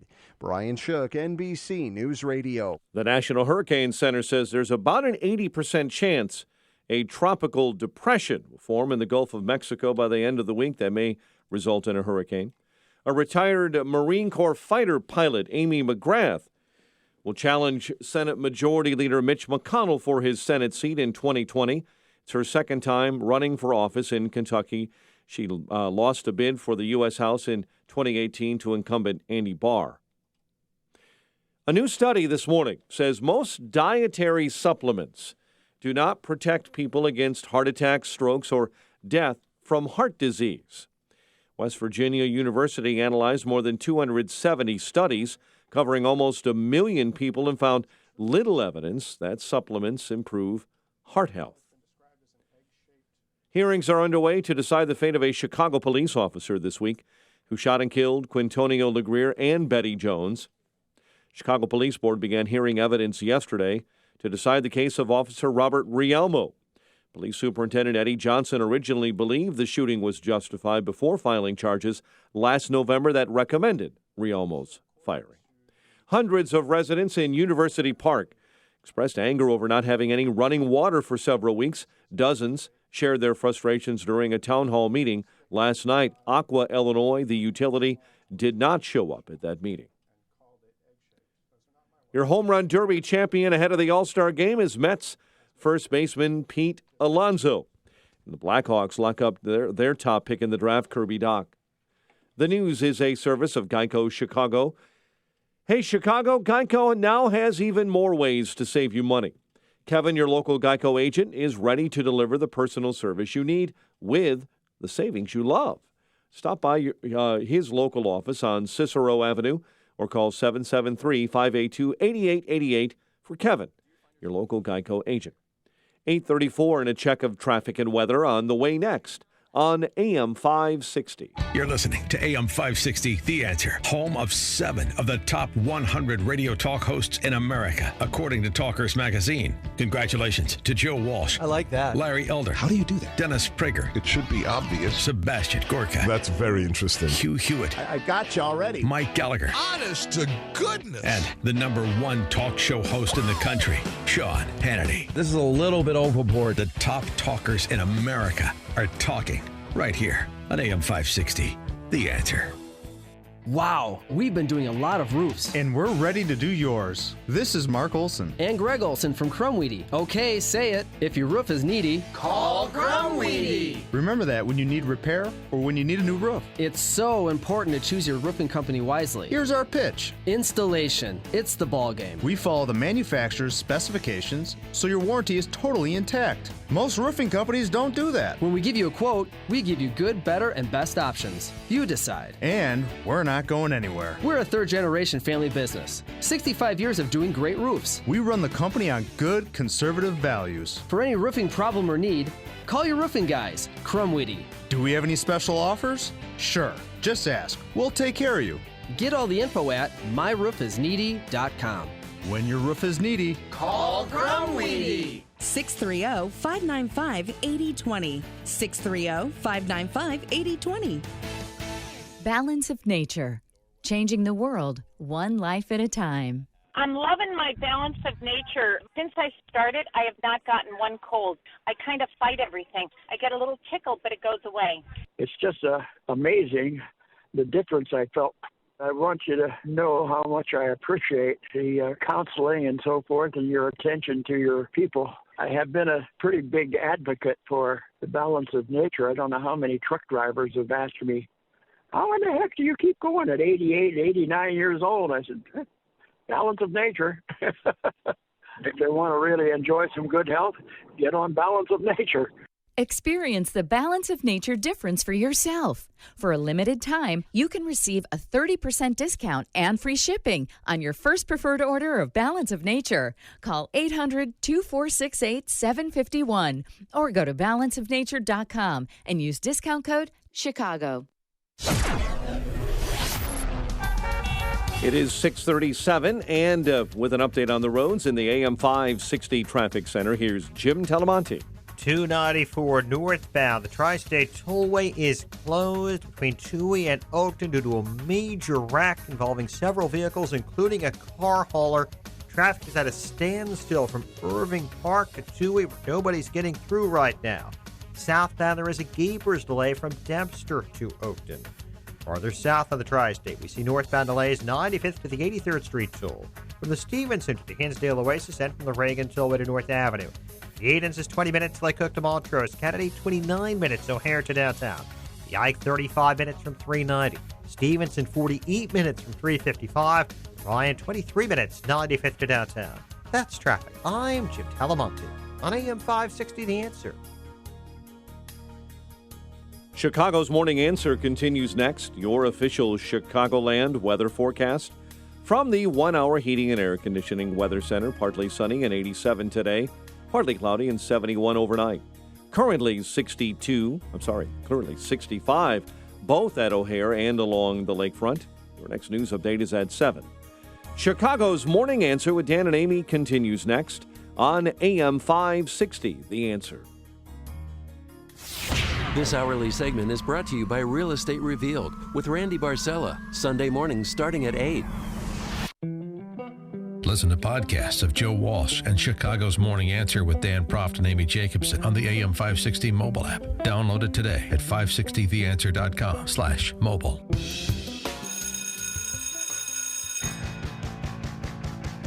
They got the beat, the campus beat, the campus beat. Yeah, the campus beat.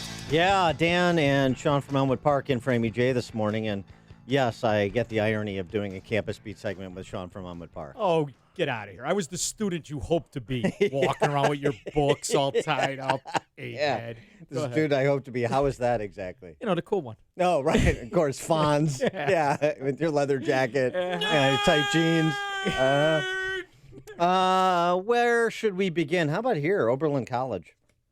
Oberlin College, you recall, recently hit with a $44 million jury verdict. Who pays that? Judge reduced to $25 million, the school. And probably not their insurance company, according to the initial reaction from their insurer, who essentially said the school acted with such reckless disregard for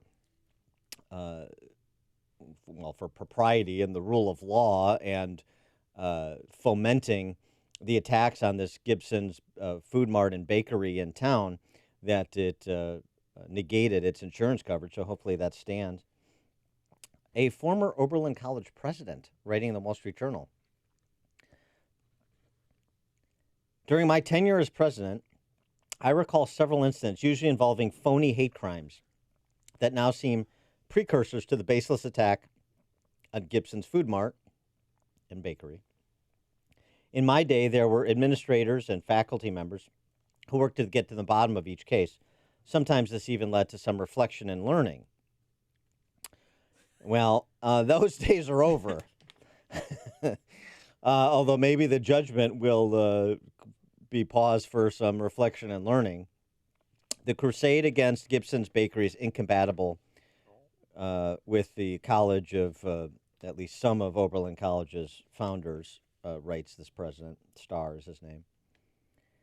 Few, if any, students, administrators, trustees know anything about the college's history, yet they concur with one of its founders in the need for enemies, even if the enemy du jour is a small family business that happily thrived in Lorain County, Ohio for 130 years. Could anything be more bluntly at odds with Johann Friedrich Oberlin, for whom the college is named, who devoted his life to serving humble parishioners? What can Oberlin do to reclaim its better self? It's ultimately a question for the college's trustees, faculty, alumni, and students, but there's a common sense answer that would probably seem most obvious to anyone in Lorain County or any of 1,000 smaller communities around the country. Pay the court's judgment, don't fight it. Apologize to the Gibson family and to the community, and take steps to show you mean it, and then calmly think through all that has happened and do whatever is necessary to reaffirm the institution's identity as a college, not a cause. That's such a great line. A college should be, university should be a college, not a cause. You know, don't you think, to a certain extent, aside from this case, the problem with the colleges is that they are, for all intents and purposes, subsidized, underwritten by the public, regardless of who's in charge. We have no say-so in it. I have such a problem with the public money in education of all levels, but in particular, it annoys me when it's the college level. Yeah, fine. So what would just pay? What would reducing available federal support? How would that change the college culture? They would have to produce a result that was attractive to the consumer, whereas now they don't have to. So in other words, I want to stop every federal dollar to all levels of education. But I absolutely want to start with college. If you cannot produce a result. What about state and local dollars? All schools should be private? Absolutely. Every school should be private. Every school should be private, because if not, this is the path that it leads to. This is the destination of almost a political failure where there are absolutely no consequences. Does it have to be that? 312-642-5600, turnkey.pro answer line. 64636DA, turnkey.pro text line. Is this the inevitable end, what Sean is saying? This is the inevitable end of having public financing of K through college education, even at the collegiate level where there's school choice, the money's attached to the student, as opposed to most K through 12 systems where there isn't such choice? Is this the inevitable end? And so the only way to truly have a pluralist educational system is to privatize the whole thing. I think any other system is unconstitutional. It does not take a village. It is not society's responsibility. One argument at a time. All right. So it's unconstitutional, and it's also inevitably going to lead to cultural Marxist control. Those are the two arguments you're making. That's what socialism. That's the destination. What's the unconstitutional nature of public schools? For instance, you who have not found love, be it any sex of out there, will never have kids. It is not your responsibility to pay any portion of my kid's education. Well, that's a philosophical position. It's not a philosophical. Well, right. It is. Well, that's the definition of a philosophical position. This is what I believe, and of course I think it's right. That statement is not enshrined in the Constitution anywhere. Of course it is. Where? It's my property. You cannot virtue signal it or extort it away from me. Does the money is your property, brother. Does the Constitution provide for taxation? in consumption tax. It does not provide for income tax. It well, yeah. So income tax is unconstitutional. Sorry, it just is. Now, is it tradition? Yes. Do we accept the extortion law? It's not Yes. tradition. It's law. Well, because but it's an unjust law. It was a law written to control and regulate the citizen. It is a conspiracy against the citizen. Yes, and it works. I think these things may be in the Constitution in your head, but they're not in the United States Constitution. To pay, I understand consumption tax, and I agree with it. Originally referred to as a tariff.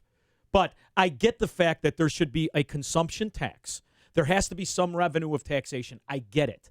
However, I will say income tax in particular, what it does is not only enrich the government, it enslaves you to it.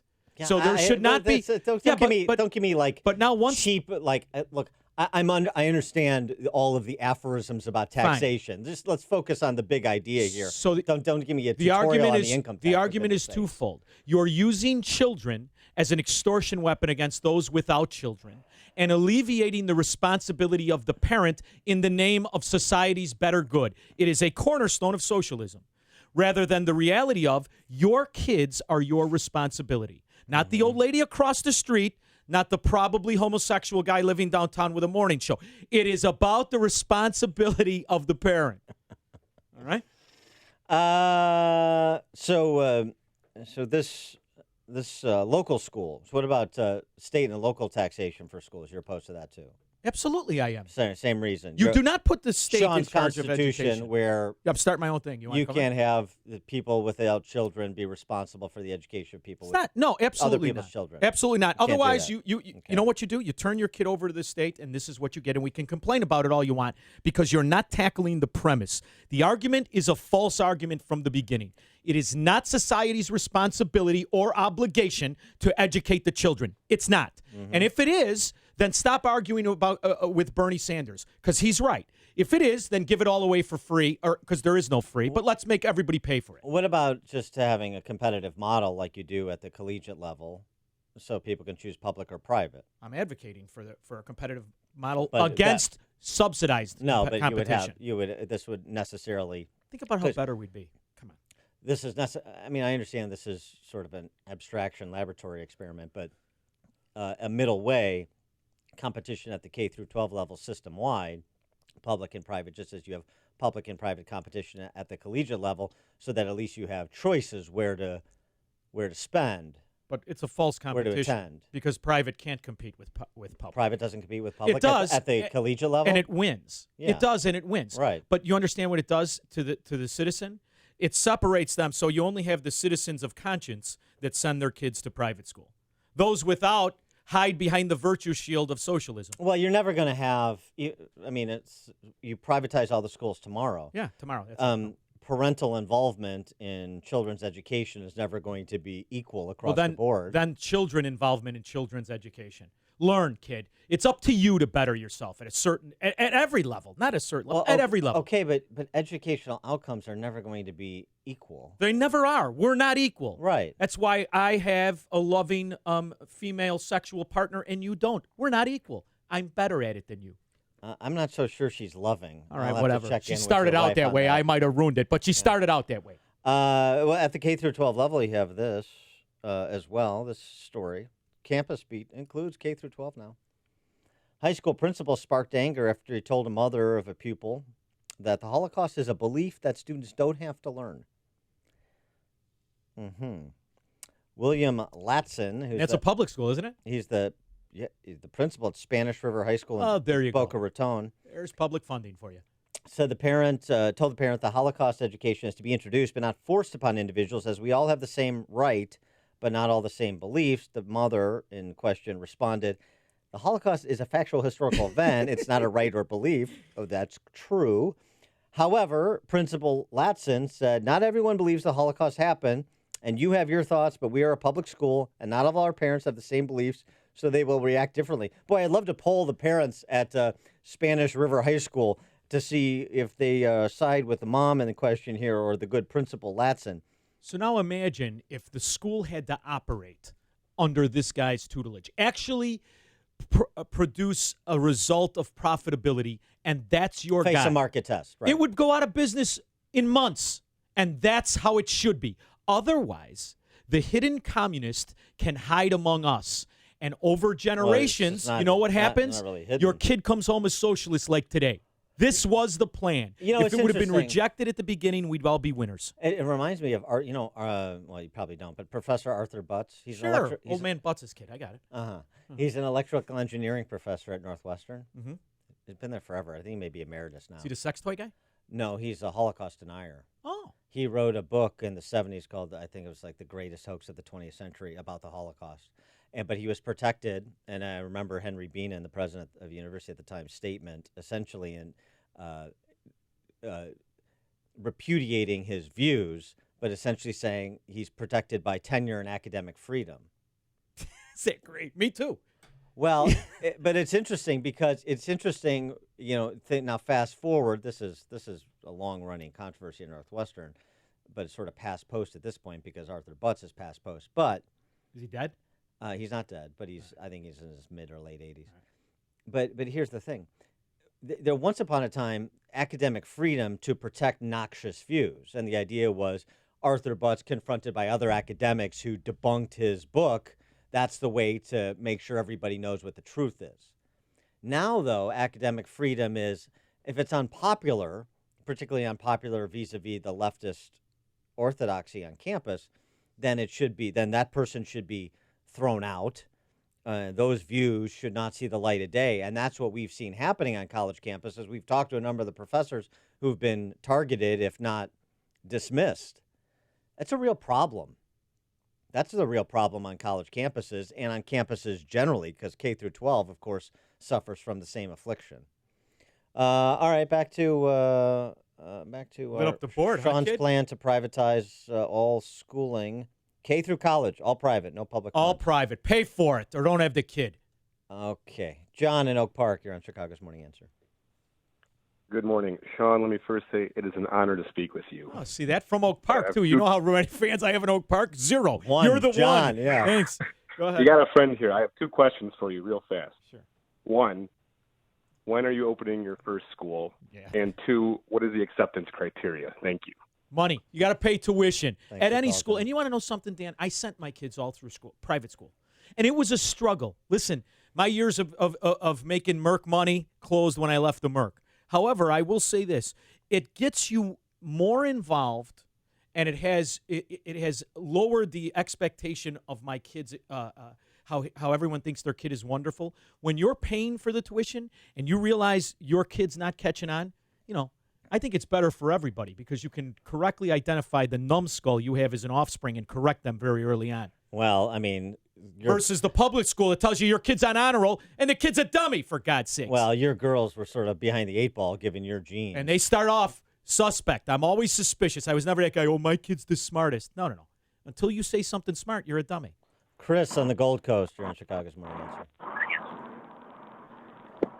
Hey, good morning, guys. Morning. You guys started to touch on a point that I've been talking about for years. I got an accounting degree at Indiana University in 1992, and for the most part, we were taught by TAs and assistants who were working essentially for free or some kind of a tuition break for themselves.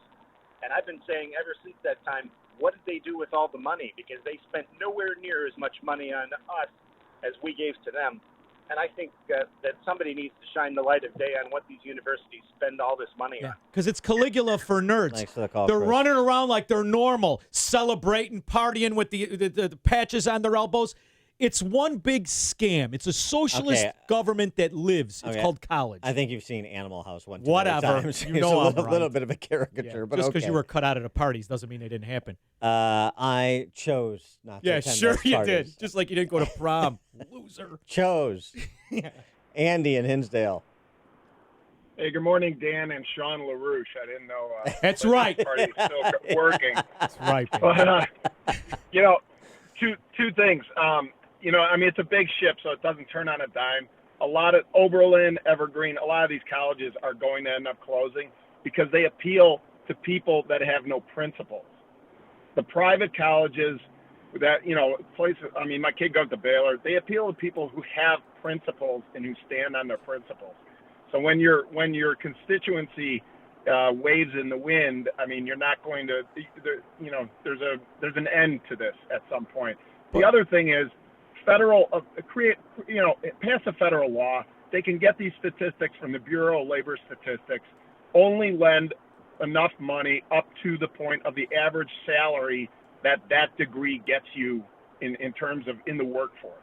Andy, that eliminates a lot of this ridiculous lending. Andy, but look what happened at the high school call, level in Hinsdale recently. That is absolute outrageousn't to me.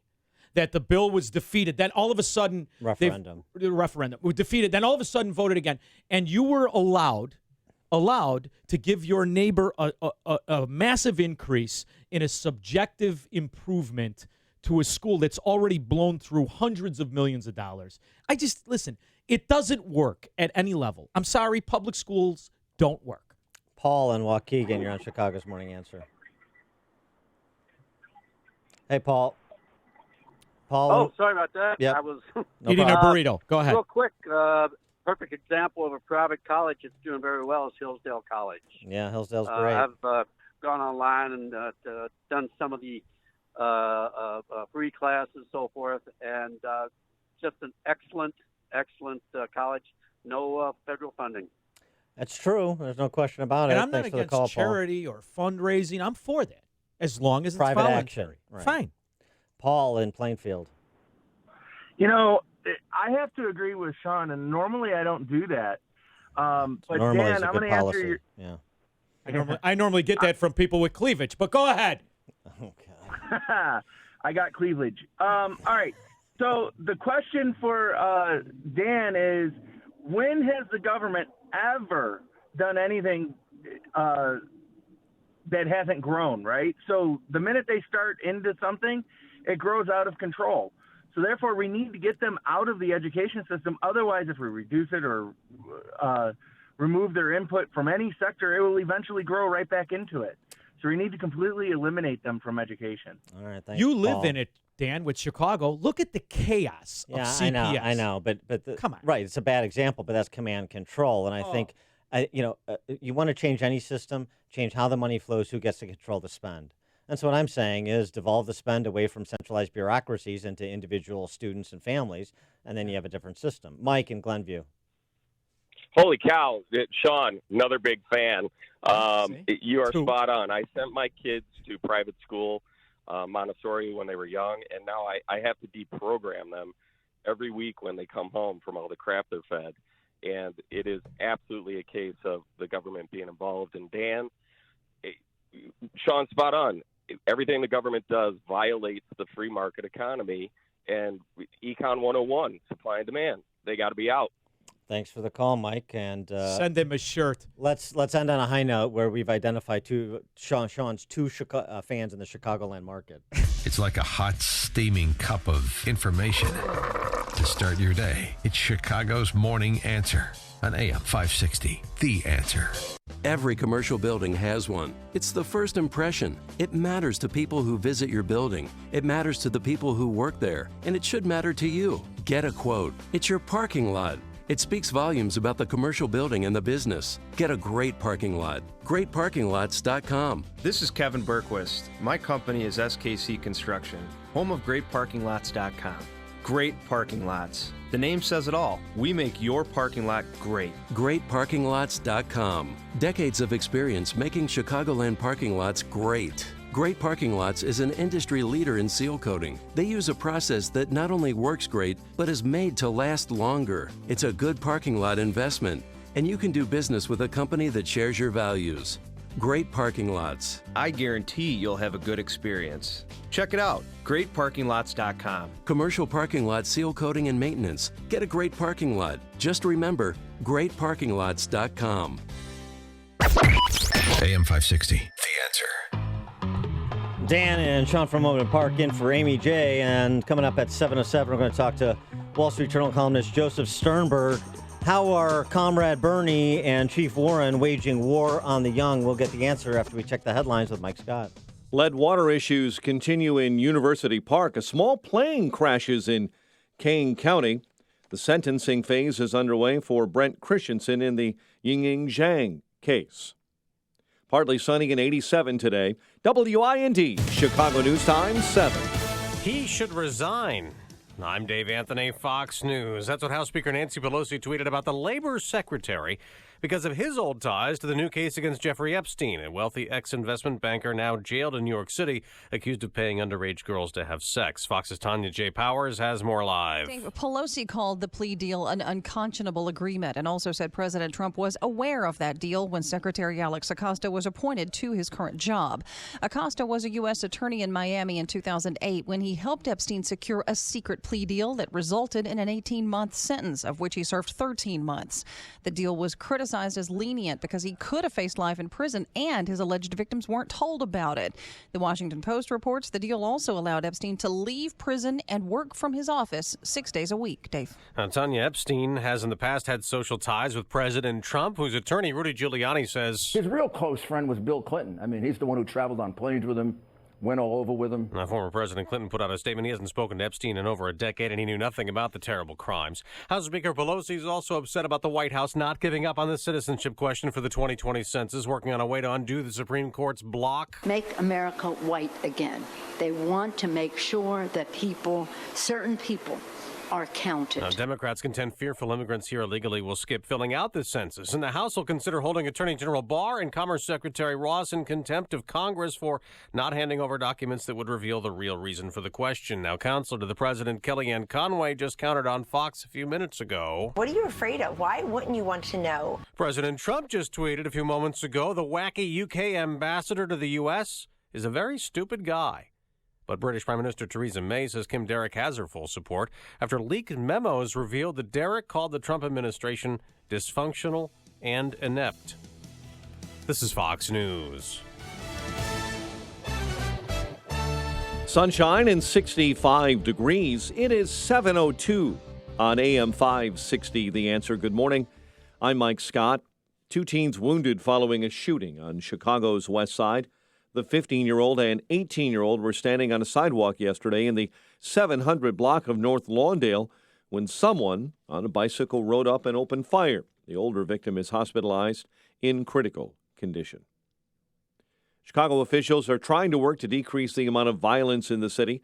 Mayor Lightfoot met with reporters yesterday saying policing alone is not going to solve the problem. I can send 10,000 officers to the west side, and if we don't address those underlying challenges, which we must, we're not going to solve the problem. Her comments follow a 4th of July weekend that saw 6 killed and more than 65 wounded. Sentencing phase is underway for the man who kidnapped and killed a visiting University of Illinois scholar, Ying Zhang. Jurors who convicted Brent Christensen will be sentencing him in Peoria to the death penalty or life in prison. Pilot recovering after a small plane crash landed on the toll road I-88 in Kane County. State police say the craft had engine trouble shortly after takeoff yesterday from Waukegan Airport. Plane clipped a vehicle as the pilot made that emergency landing in the westbound lanes of 88. Cause of the crash is still under investigation. Mets first baseman Pete Alonso, the 2019 Major League Baseball Home Run Derby champion. Blackhawks are locking a top pick, Kirby Doc, 3-year deal, paying him about $1 million a year. The news, a service of Wyndham Hotels and Resorts, with more than 6,000 hotels across the country, including La Quinta Days Inn and Super 8. A great hotel by Wyndham. It's closer than you think. Find one near you and book direct at wyndhamhotels.com. 7:03, a check of traffic and weather on the way next on AM 560. Mike Gallagher reacts to the Democratic debate. It was just a train wreck, and it was underwhelming, and it was boring, and it was weird, and it was pandering, and it was a battle to see who's going to offer more free stuff to the American people. There's a big picture takeaway here. There is nobody so far that emerges as somebody likely to stop the Donald Trump juggernaut. The Mike Gallagher Show. Weekdays at 9, right before Dennis Prager at 11 on AM 560. The Answer. You make a million tough business decisions every day. So here's the easiest one of the year. Dell's Black Friday in July is back and bigger than ever. Get no-brainer deals on the very latest computers with Intel Core processors and a huge selection of servers, electronics, and more, all with free shipping on everything. To make your decision even easier, Dell's small business technology advisors can help you find just the right tech. Call 877-BUY-DELL. That's an easy call to make at 877-BUY-DELL or visit Dell.com/smallbusiness. Baseball season is in full swing. It's a good thing Matt secured his denture with Super Poly Grip. Now he can enjoy the snacks as much as the game. Poly Grip. Hey, how are you? So great to see you. It's that time of year when the family meets up. Hi, come on. Get together, guys. Family photo. It's a good thing Jack cleans his denture with Polydent so he can enjoy the whole day with confidence. Polydent. Hey guys, Ken here from Income Store. Did you know of the top 10 reasons an employee stays at a company for more than 2 years? The 7th reason is the pay or the salary. The first 6 reasons have nothing to do with money. Things like they feel part of a team, they know they belong, their voice is heard, they're respected. Also, employees go through 5 phases within a couple days to 6 months of any new position. Excitement, education, reality, doubt, then clarity. Did you know it's a manager's job to walk them to clarity as fast as possible? If you need to know these fundamental principles, fundamental? Did I just say that? I'm going to leave that in. If you need to know these fundamental principles, I can't say this. This is awesome. This is like a blooper roll. Hey, you know what? If you need tips and techniques like this to grow your business today, you got to check out door number 1 of Income Store. If you just need somebody to literally hold your hand and get you to the finish line, check out door number 2 of IncomeStore.com. That's IncomeStore.com. 7:06 and a check of the roads, AM 560 traffic center time. Here's Jim Telemonte. Northbound tri-state traffic is jammed from the Reagan Tollway to Oakton, where there's a wreck. The left and 2 right lanes are blocked. Traffic crawls through in the 2 center lanes. Southbound, there's huge gapers jammed from Lake Avenue to Oakton. Eastbound Adams Tollway traffic stop and go from Lee to the tri-state. Eastbound Reagan Tollway, it's type 53 to the Veterans Memorial. Northbound Veterans Memorial, 75th to Roosevelt. The Army Trail toll to 290. Cadence, 21 minutes, Lake Cook to Montrose. Kennedy, 36 minutes, O'Hare to downtown, quicker on the Express. Eisenhower, 36 minutes from 390. Stevenson, 53 minutes, 355 to Drive. Ryan, 29 minutes, 95th to downtown. That's traffic. I'm Jim Telemonte on AM 560 The Answer. Chicago's Morning Answer continues next. Your official Chicagoland weather forecast from the 1-hour heating and air conditioning weather center and our meteorologist, Steve Williams. Partly sunny today and a high at 87. Tonight, partly cloudy, low 71. Clouds and sun, humid tomorrow, breezy by the afternoon. Strong thunderstorm throughout the evening.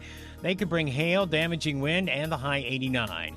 I'm Steve Williams on AM 560, The Answer. 65 at O'Hare. Next news at 7:30. Chicago's Morning Answer with Dan and Amy continues next on AM 560, The Answer. Make sure to check out the Income Store live video stream of today's show right now at 560theanswer.com. This is Chicago's Morning Answer with Dan Proft and Amy Jacobson on AM 560, The Answer.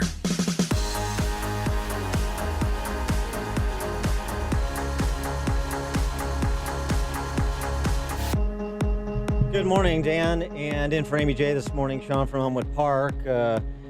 Campus Reform folks took a stroll around the campus of George Washington University over the Independence Day holiday weekend, asking the kids, college kids, what they think of America. Is America the greatest country in the world? Do you think we're the greatest country in the world? I don't think we're the greatest country in the world. No. No. Do you think America is the greatest country in the world? No. It's not the greatest country in the world. What would you say is? Well, that's kind of a difficult question because I don't feel like I can make an informed decision. But if I had to say, I would probably say Sweden. Canada's doing it kind of well now, so I think is a front runner for greatest country. Sweden, Norway, some of the more developed countries that have better health care. I would say Nordic states, yeah. Iceland, people seem pretty happy there. Oh, yeah, Iceland. Iceland is the greatest country in the world. They thought they were, too, when they were kicking everyone's derriere. Then all the men moved here to Illinois. Yes, so it's interesting. The answers are very much like the answers you would get from the Bernie bros, right? From Bolshevik Bernie using Scandinavia as a model for healthcare for K through 12 education. Well, no, not for K through 12 education, because in Sweden they have school choice. So can't use that. Got to pull that away. Actually, Sweden is rethinking their welfare state, so maybe unlimited entitlements is something else we couldn't lay at the doorstep of Sweden, and so emulate here. It turns out to be very complicated, but there's great romance the left has for those Nordic countries, and that certainly informs some of the proposals that are coming from the left, Kamala, Bernie, Warren, on housing, on education, both in terms of tuition as well as debt, and then, of course, on health care with Medicare for all.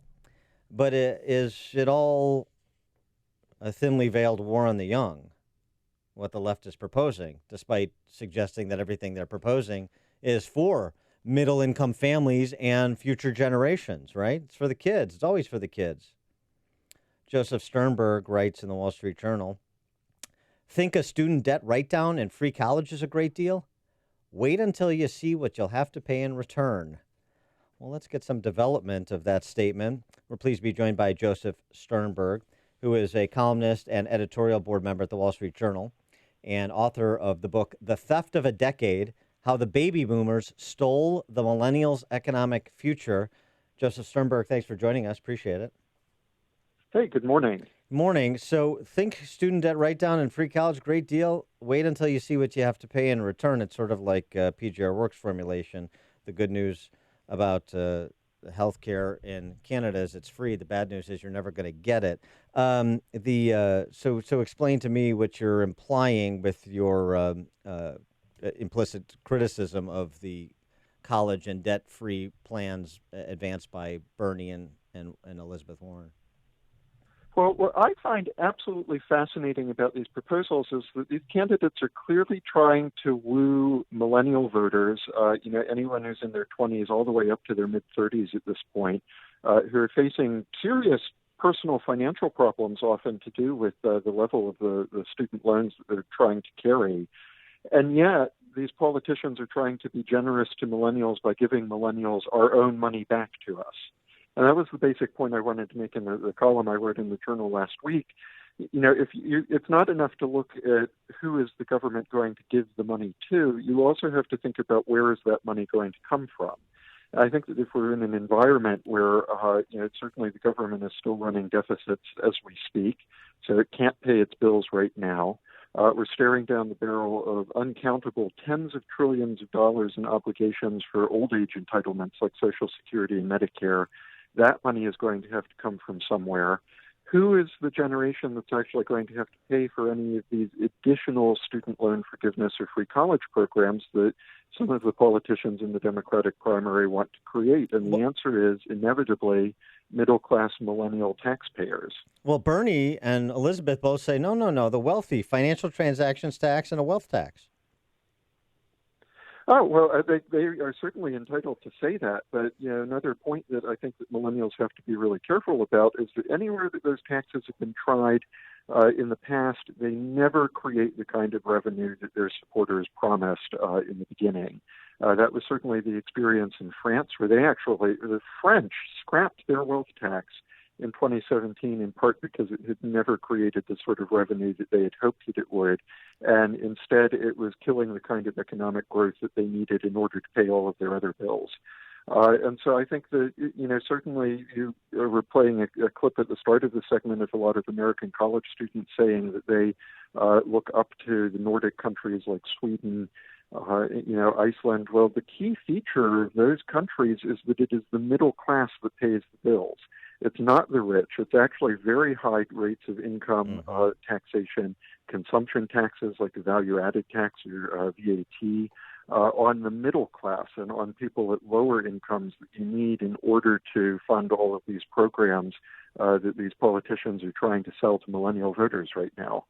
So, Joseph, socialism, as we know, is very expensive. And hasn't it always been built upon taxation of the future? I mean, isn't it all basically a Ponzi scheme, from Social Security to Medicare to all of it? Isn't it just a hidden tax on the future that we've become comfortable with? And at the same time you have that, you've taught society through walking away from their debt of the, whether it be a mortgage or a student loan or whatever it is. Isn't it now, it's kind of a character, it used to be a character flaw to walk away from your debt. Isn't it now just part of the new America? No, that is absolutely the problem that we've got here. I mean, a lot of these programs, including the versions that we have in America, even though we've never been a socialist country, we're always premised on having very strong economic growth in the future that you hoped would enable you to pay off those bills when they came due. And the problem is that the kind of taxation and other policies that you need in order to fund those programs right now can often strangle the economic growth that you're going to need in the future. So there's definitely an imbalance about that, and it has only gotten worse over the years as America faces now a demographic problem that didn't exist when Social Security was created in the 1930s, where now there are just fewer current workers for each retiree in the system. And this is an important point, I think, that all of these millennial voters need to think about, because this is really going to squeeze the resources that millennials will have available to act on our own policy priorities as we start getting elected to Congress in greater numbers. Or, one day we are going to have a president who's from the millennial generation. What are those politicians, what are those millennials going to be able to do to devote resources to our priorities if we're laboring under the burden of a lot of the debts that we have to pay off the bills of the boomers or our parents? Well, I got some good news for you. This AP story, AP survey finding nearly 1 in 4 Americans have no plans to retire. About 1 in 5 people over the age of 65 were working or actively looking for a job as of last month. So maybe if people work, well into their, 70s and 80s, then we'll balance out the math. Well, I think that is going to have to be part of the reality. I mean, there's going to be a justice issue to this, because certainly, even though you have more older people working now than might have been the case before, you still have a lot of them retiring and counting on these benefits that will ultimately be funded by younger working taxpayers. And those younger workers are not going to enjoy the same option to retire as early as some of today's retirees have done. So, you definitely get embroiled in a lot of these fairness issues. And the big point that I keep trying to make when I talk about these things is that I understand the frustration that a lot of millennial voters have when it comes to issues like student loans, when it comes to the fact that the labor market didn't really work for millennials in the early years after the Great Recession. That set us back a long time economically. But you have to be really careful about what kind of solution that you're going to look for, and we shouldn't accept solutions from older politicians like Elizabeth Warren or Bernie Sanders that are basically borrowing our own future from us. So we have a system that I've been noticing for a while. I've always thought it was a hybrid, right? We have spot sections of our society where we advocate socialism and we turn a blind eye to its failures.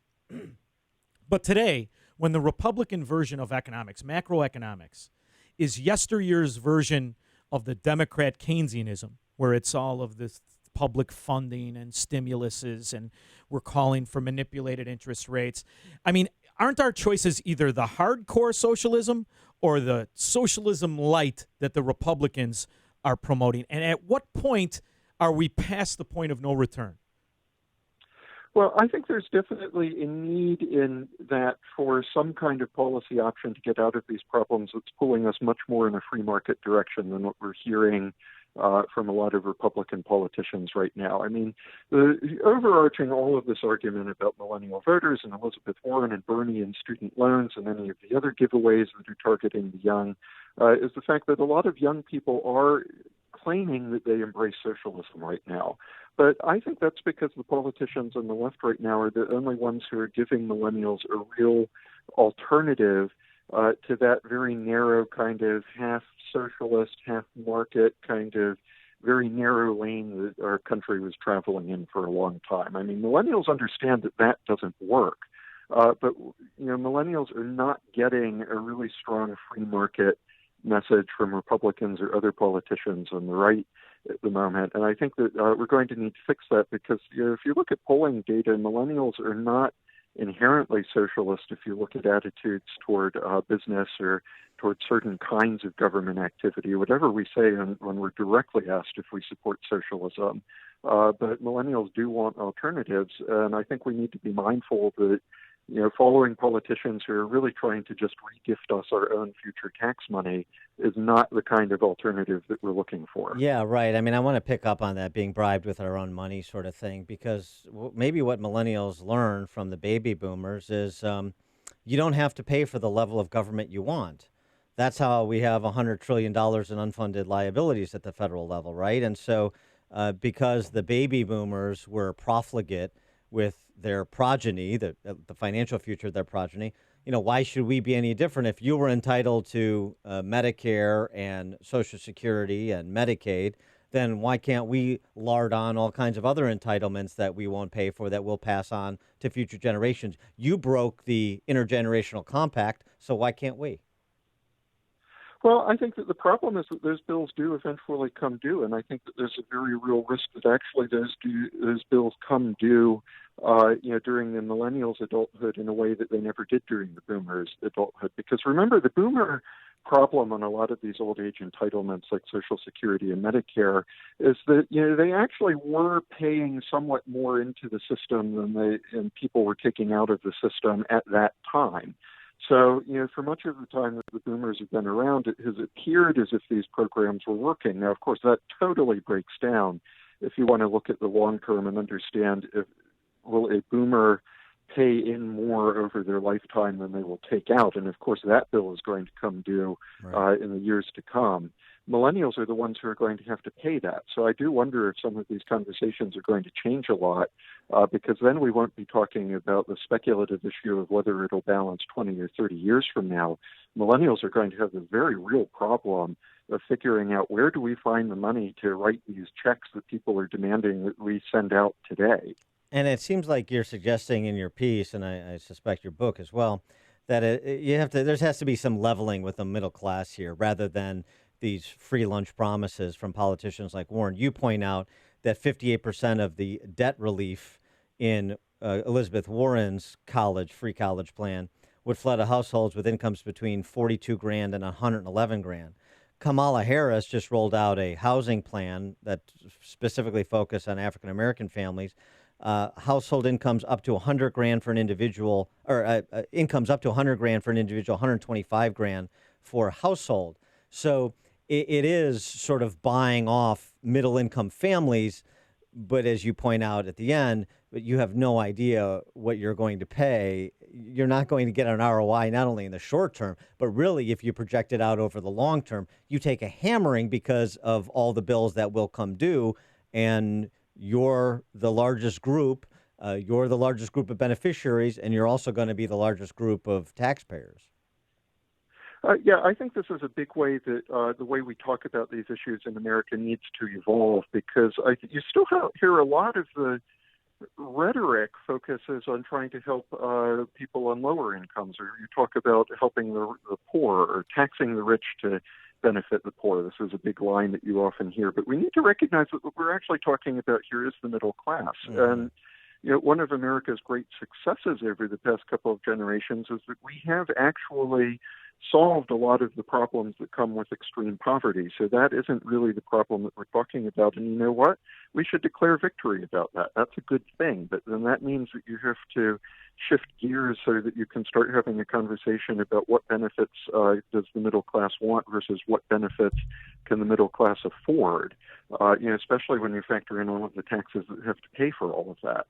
Yeah, they hold the never-ending problem of connecting inputs with outputs.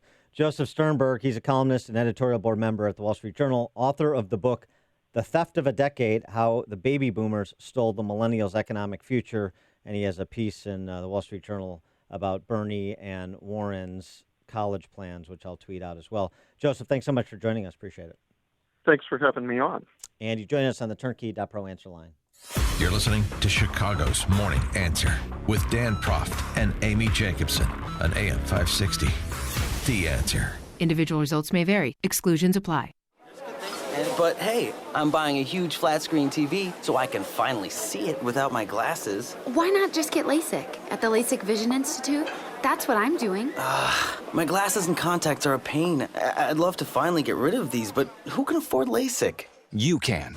Because the LASIK Vision Institute is offering dramatically low prices and an absolutely free consultation. Just call 1-800-500-0251. The LASIK Vision Institute has already performed over 1 million procedures. They use the latest FDA-approved LASIK technology that helps the majority of patients achieve 20/20 vision for a fraction of what others charge. Better vision, better value. The LASIK Vision Institute. Make this the year you finally get LASIK. For a free consultation plus an extra 20% discount, call 1-800-500-0251. You'll see for free if LASIK is right for you. That's 1-800-500-0251. The recent rainstorms are keeping our Permaseal team very busy, making the world a better place for Chicagoland and Northwest Indiana homeowners. Hi, I'm Roy Spencer, president of Permaseal. While it's tempting to choose the first waterproofer that offers a quick fix, I can assure you that Permaseal is worth the wait. We offer permanent solutions with lifetime transferable warranties and a price assurance guarantee. Give us a call today at 800-421-SEAL. Our professional consultants will inspect your foundation and provide you with a free estimate for any needed repairs. There's no need to worry about playing let's make a deal, as we have standardized pricing that's simply the best value in the industry. You don't have to live with seepage problems any longer. The next time you hear storms rolling in, have the peace of mind that comes with having a dry basement and crawl space. You know who to call. Permaseal. 800-421-SEAL. That's 800-421-SEAL or visit permaseal.net.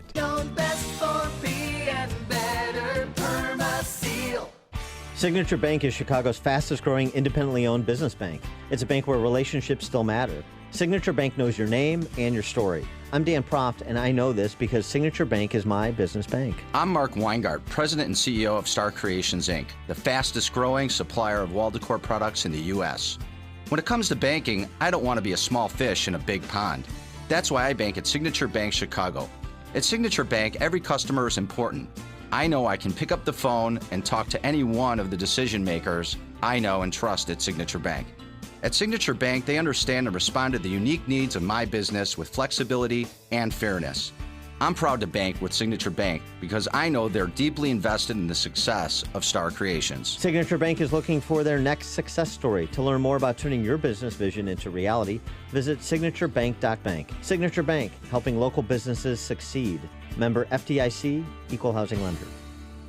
Balance of Nature, changing the world one life at a time. You guys have a great product, and I tell my friends about it. And I was actually talking to a guy the other day who I just met, and he takes them. So you put out a great product, and I want to thank you and your organization. I just started using it, and my family's already seen the difference. And I have health issues. I have fibromyalgia, asthma, but all of a sudden everything's clearing up, and I'm feeling better, and my skin's better. My brother said I look 10 years younger already. Wow. Okay. My vision is clear. I already see the difference. People are seeing the difference, and my doctor's seeing the difference. Experience the Balance of Nature difference for yourself. For a limited time, you can receive a 30% discount and free shipping on your first preferred order of Balance of Nature. Call 800-2468-751 or go to balanceofnature.com and use discount code Chicago. AM 560. The Answer. Dan and Sean from Elmwood Park in for Amy, and Antifa was out again in D.C. Police held the line, kept the peace, as opposed to what happened in Portland, Oregon, where, of course, Quillette journalist Andy Ngo was severely beaten, as were others, by these masked thugs. You want that to stop? Let a few 55-year-old Melrose Parkers out. Let me grab 7 guys. We'll take care of this in no time. All right. Well, round up your posse. Got your helmet on? Jerky. Gabriel Nadales, former Antifa, now, as a young man, now he actually works at the Leadership Institute, organizing on college campuses, organizing free-thinking people peaceful pluralists on college campuses. He learned his lesson. The draw of Antifa. So when I first joined Antifa back in 2010, before I was even 18, the idea was to fight fascists and to fight Nazis. Unfortunately, what Antifa is today and what I eventually realized is that they're not willing to fight fascists. They're willing to fight anybody who supports the First Amendment or anybody who stands in their way. Right, who are they? Fascists fighting fascists. They are the fascists. But for the most part, a lot of them are anarchists or they're socialists. Personally, I used to be an anarchist, but there's a lot of shades of red in Antifa. Why the violence? Because they have no way of arguing. There's a book by Mark Bray. He's a professor at Dartmouth University. It's Antifa, the Anti-Fascist Handbook, where it calls for violence against anybody that they claim is fascist, just because they see themselves as the resistance or violent revolutionaries trying to cause or trying to fight for freedom, as they see it. But ultimately, it's just a gang. It goes much more than just brawls in the street. There's extremist professors who are feeding this mentality into their students. Yeah, like Mark Bray at Dartmouth, who he mentioned, who wrote the user's guide to be a member of Antifa, be a thug, basically. So this has led to suggestions about laws prohibiting wearing masks at protests, laws similar to those that were used to prosecute the KKK. Good piece by Thomas McCardle at issuesinsinsights.com. calling on Attorney General Barr to use the RICO laws on Antifa, characterizing Antifa as the 21st century's KKK.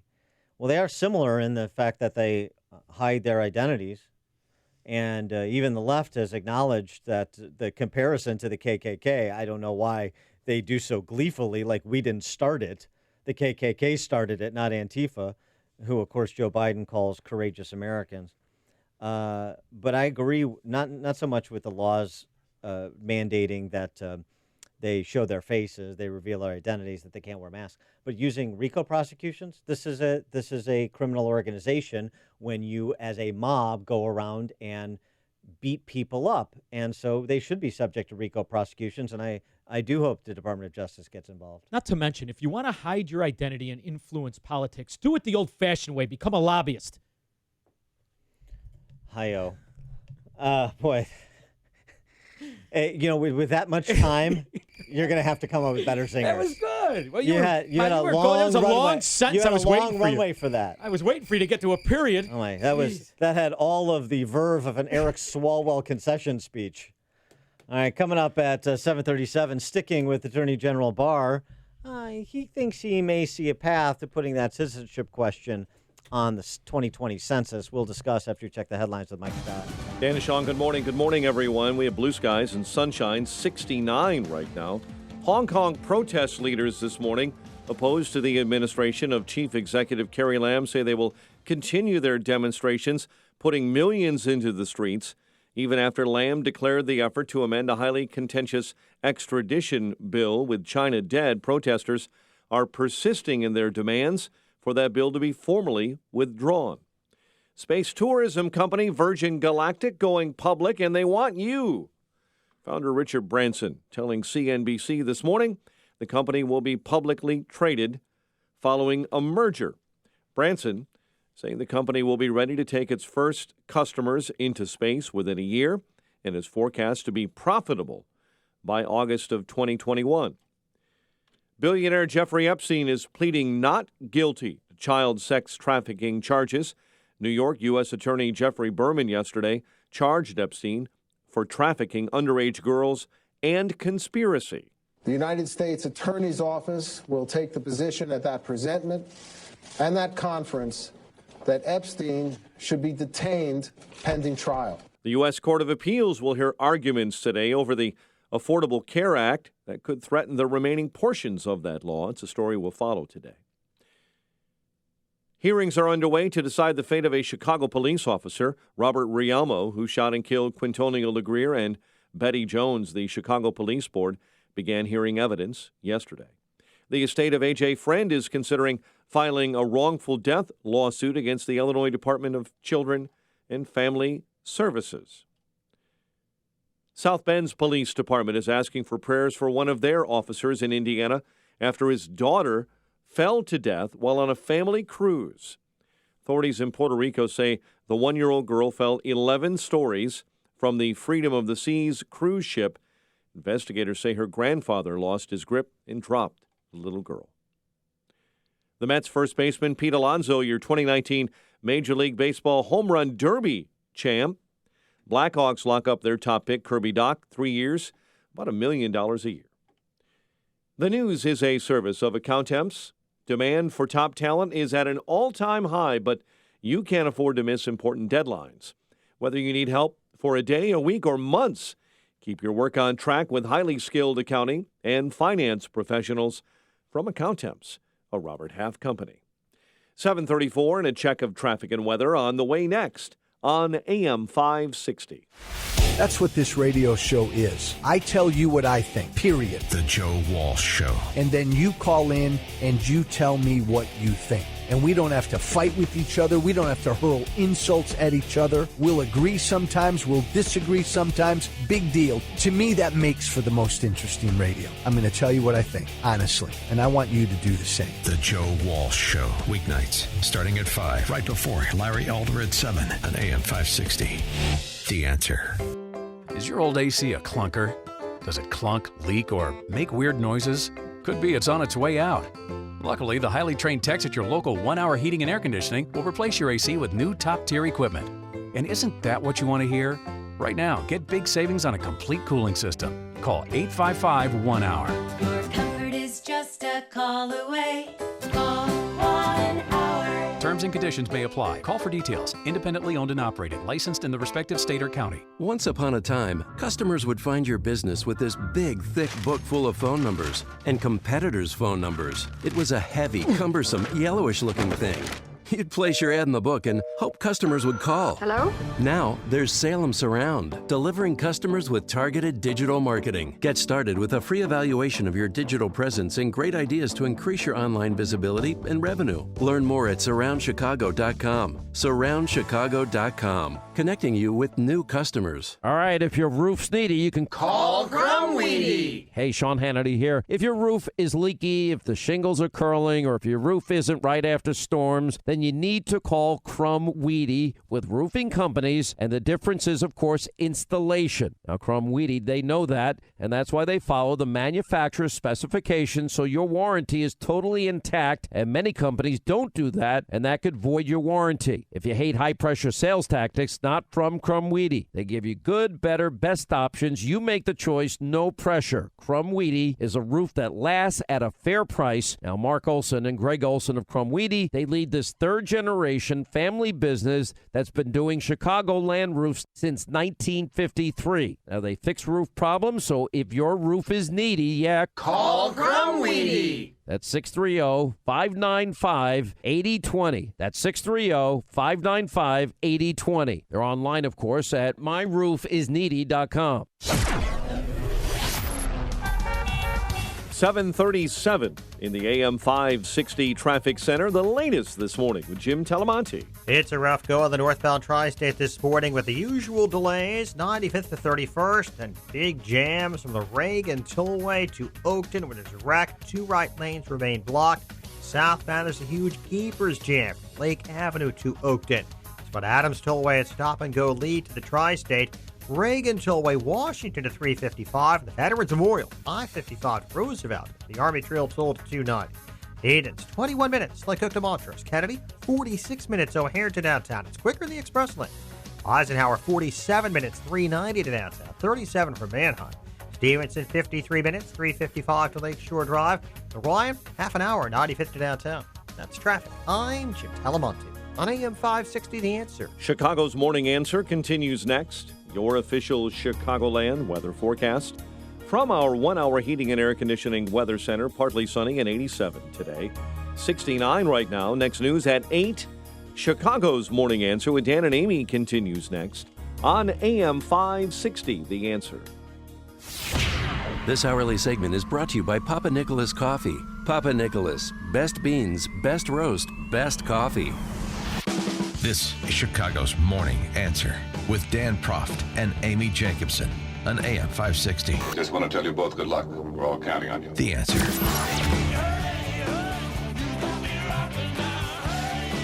Good morning, Dan. And in for Amy J this morning is Sean from Elmwood Park. And for those who didn't catch earlier in the show, I just want to make a note to keep Amy and her family in your prayers today. Her son, as she mentioned yesterday, has a serious health matter that is being dealt with today. And so we're keeping a lot of stress, boy. Keeping her in our thoughts, and we'll keep you updated as she feels comfortable updating us. We've downgraded to Sean from Elmwood Park, but we're muddling through. Take it easy. Just because the seat needs to be lower, that's not a downgrade. Yes. All right, so the question, do we have a responsibility? The United States of America, do we have a responsibility to accept refugees? 312-642-5600, turnkey.pro answer line, 64636DA, turnkey.pro text line. This is a question that was posed by Pew Research Center.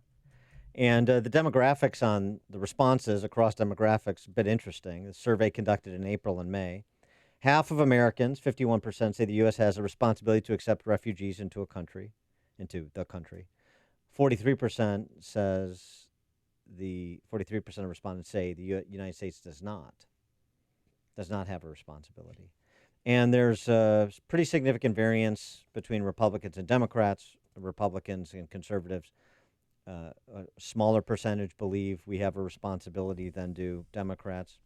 In addition to that, and this is something David French at National Review pointed out and is horrified about, white evangelical Protestants are particularly low. Only 25%, 1 in 4, believe the United States has a responsibility to accept refugees.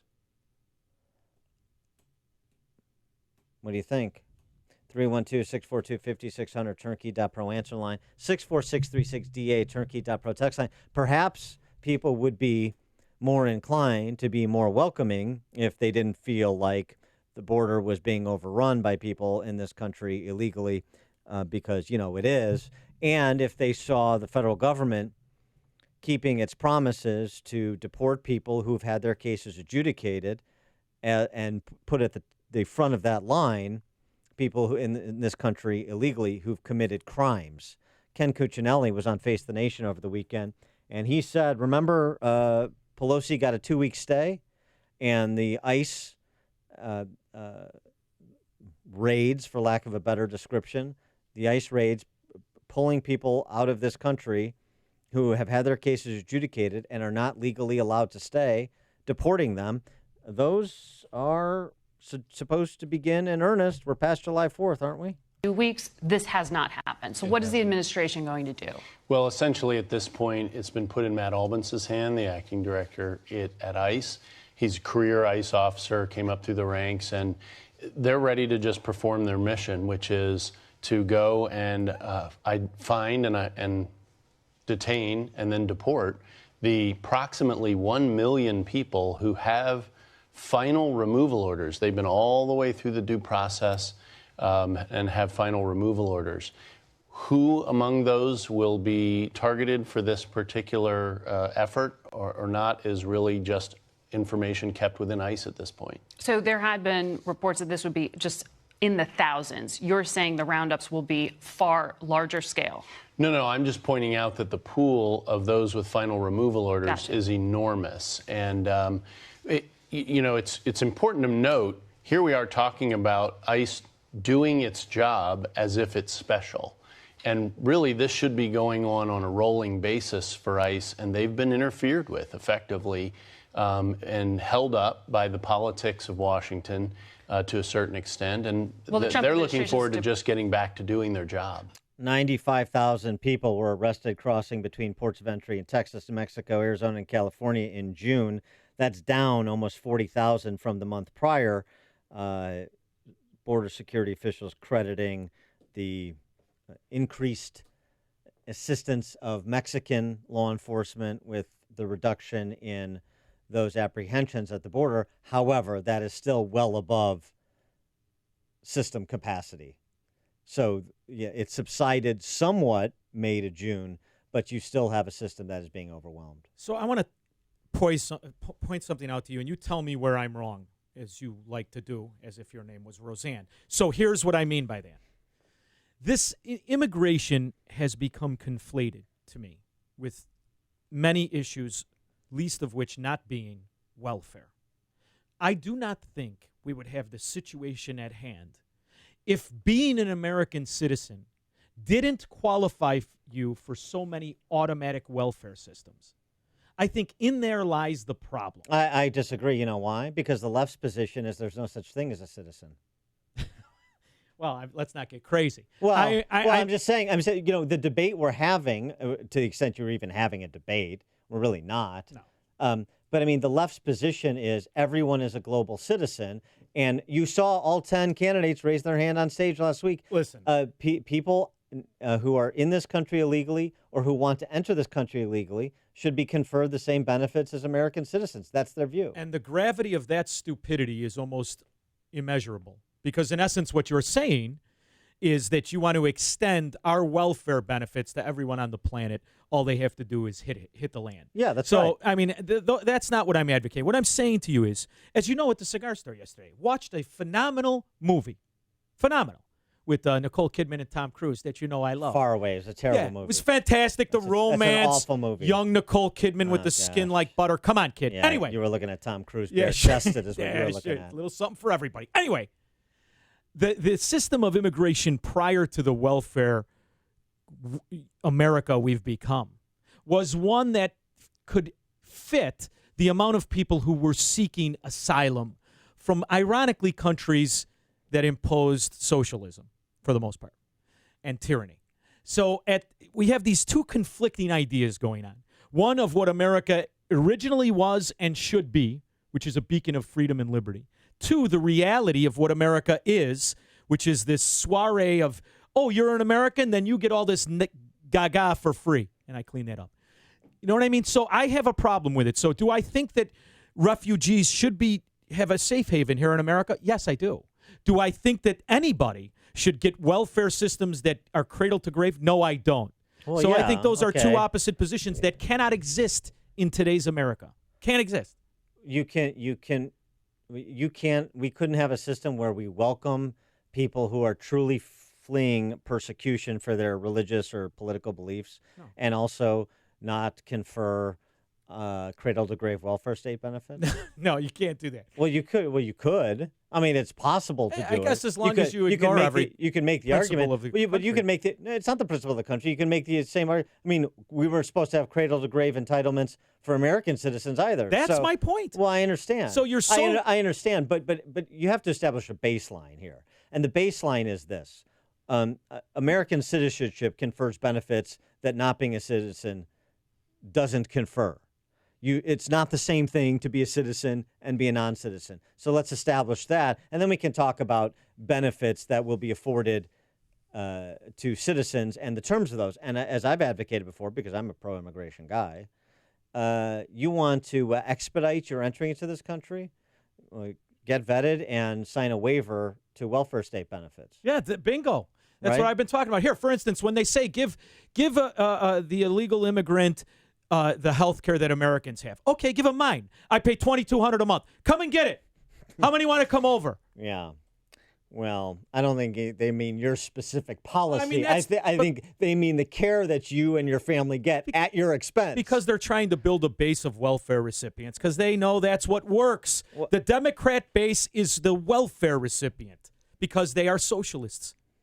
Andrew in Aurora, you're on Chicago's Morning Answer. Yeah, I just wanted to point out, which you've been discussing, that it's really important to maintain the distinction between what a refugee is and what an economic migrant is. Yes, correct. And politics of today are grouping these things together and blurring the lines and really encouraging violation of international law. There are international laws that govern refugees. There's no question. Thanks for the call, Andrew. And by the way, I don't think refugees should be capped at 45,000 or capped at all. I mean, how does the government know how many people are going to be persecuted, have legitimate reasons to flee for persecution for their religious or political beliefs in a given year? But let me say this. He's absolutely, the left is conflating asylum with economic migrants. and asylum seekers with economic migrants. Even Fareed Zakaria, we played yesterday, concedes that point, and that is wrong. And this is why I say again, we're past July 4th. We're all in to the Democrat race for the Democrat Socialist nomination. It's time for President Trump, particularly amid all of these issues being debated simultaneously. It's confusing. It's time for him to make a 20-minute, 25-minute national address, face to camera, where he lays out what he's trying to do, again, and addresses the arguments being made by the left, the cheap race hustling being done by the left, people like Nancy Pelosi saying it's all just about make America white again and all this other nonsense. He should lay it out, and he should continue to prosecute the argument over the next year and a half. I agree with that. And I'll tell you another thing, Dan. Growing up, my best friend in life was a Cuban. His father was here going to college when Fidel Castro took over. Right. The mother's family was imprisoned and slaughtered. She was put on a rowboat, and they came here, in essence, as refugees.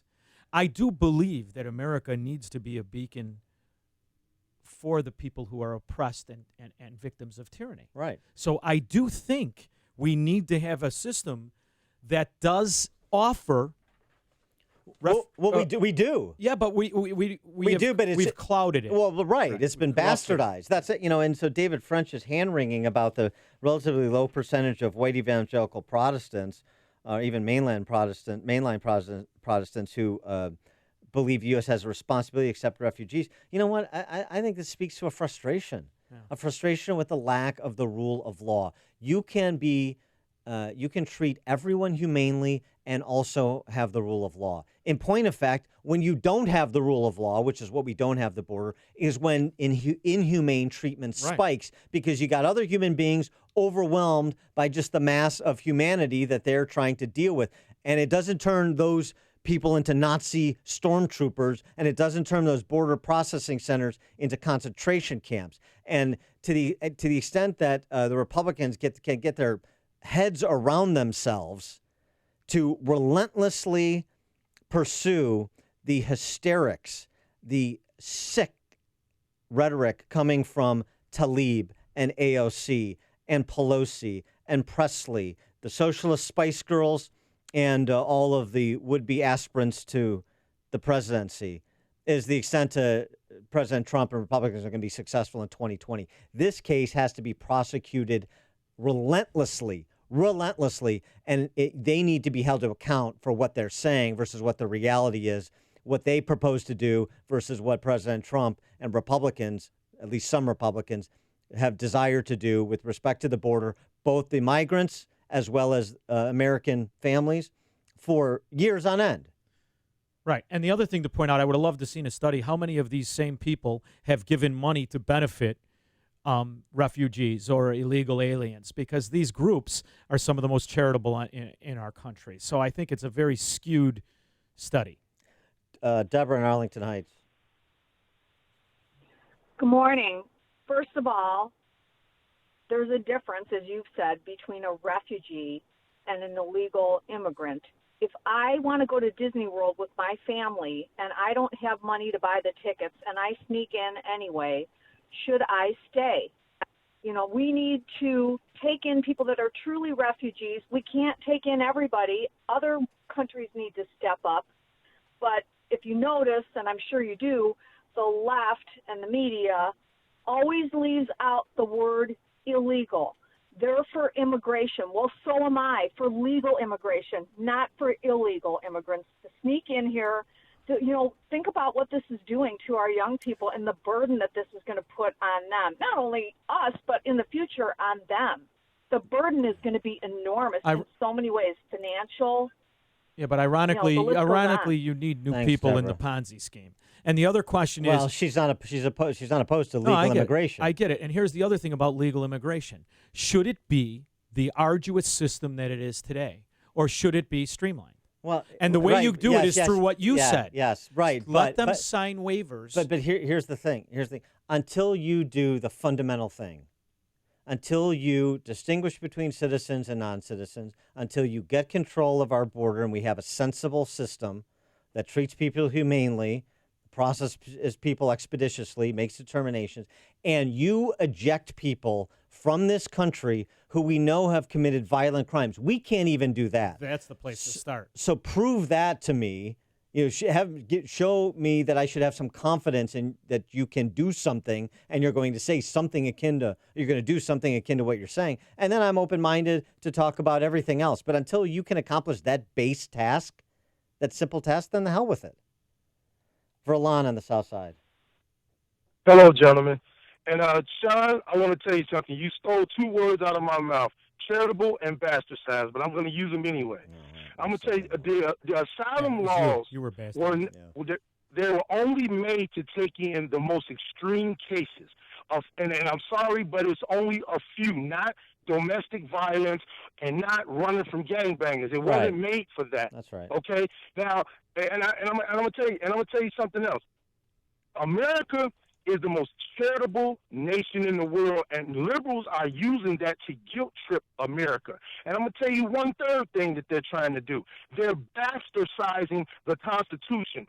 The amendments that was passed for free slaves, to take care of free slaves that I'm descended from, they're using those amendments to cover or to try to extend to illegal aliens to keep them in this country. Yeah. Okay, those are the problems that we have. Thanks, Verlon, but you bastardized. Yeah. Thank you. That's all right. You butchered that word, but that's all right. I made a good point about the amendments, and by the way, they've got it asked backwards as they normally do, right? As I explained yesterday, 14th Amendment, Article 2, is the basis by which Trump can issue an executive order to put that citizenship question on the 2020 census. Josh on the South Side. Yeah, I would say, are we obligated? No, we're not obligated. Should we? Yes.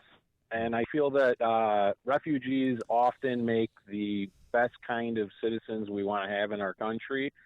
With that being said, though, who are they considering a refugee? If someone skips through 1, 2, 3 different countries to get here and didn't stop there, they're not a true refugee.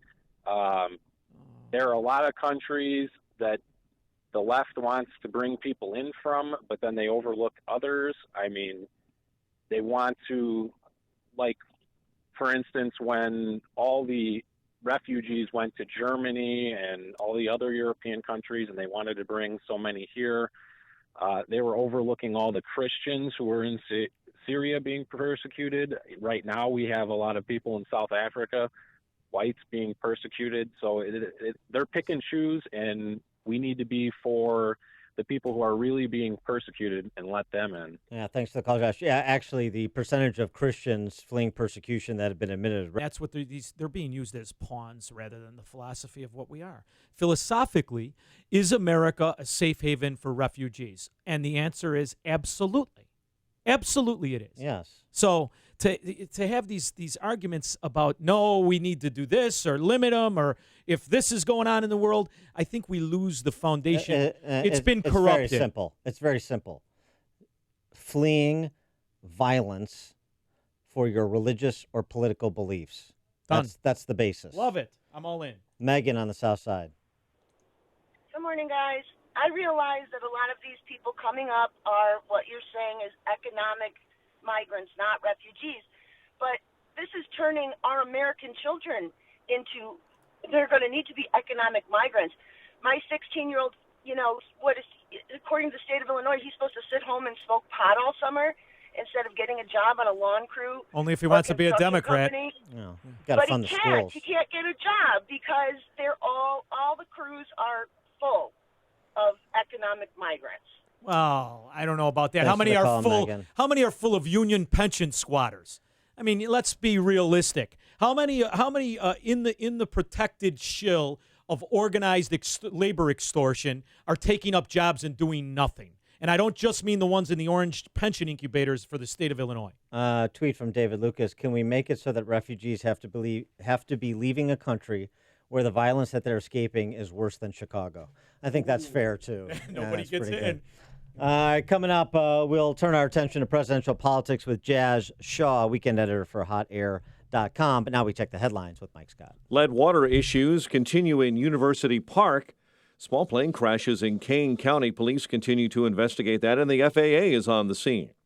The estate of A.J. Friend is considering a lawsuit against Illinois DCFS. 2 teens were wounded in a West Side shooting that Chicago police continue to investigate. Chicago officials are working to try to lower street violence. Meantime, a gun used in a high-profile Chicago murder spree has been linked to other shootings. The sentencing phase is underway for Brent Christensen in the Ying Zhang case. There's controversy this morning over a band removal from the DuQuoin State Fair lineup.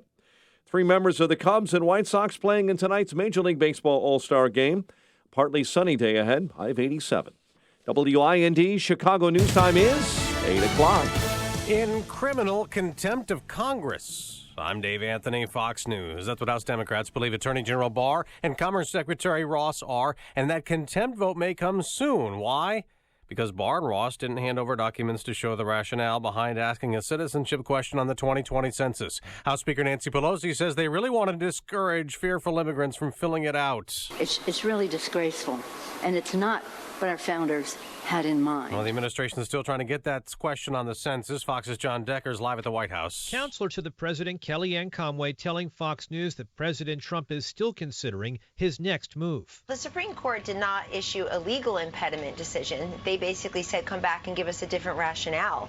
Why can't we just ask the question the way it was asked for 50 years before the Obama administration yanked it out of there? Attorney General Bill Barr said Monday the administration would decide in the next day or two on which option to take on the census, including the possibility of the president issuing an executive order to get the citizenship question onto the census. Dave? John Speaker Pelosi is also calling on the Labor Secretary to resign, tweeting what Alex Acosta did as a U.S. attorney in 2008 was unconscionable, working on a plea deal for Jeffrey Epstein on state, not federal charges for soliciting prostitution from a minor. Pelosi claims President Trump knew about it when he nominated Acosta. Now Epstein's jailed on new federal charges of sex trafficking and paying underage girls. Obamacare gets a new hearing today, an appeal to a federal judge's ruling that the health care law was effectively rendered unconstitutional. After Congress repealed a major provision penalizing people for not having insurance. So this lawsuit could impact the health care of some 20 million Americans who do have coverage through this 2010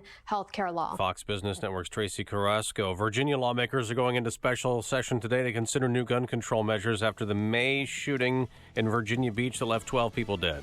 This is Fox News. Sunshine, 69 degrees. It is 8:02 on AM 560. The Answer, and good morning. I'm Mike Scott. Chicago officials say they're working to decrease the amount of violence in the city.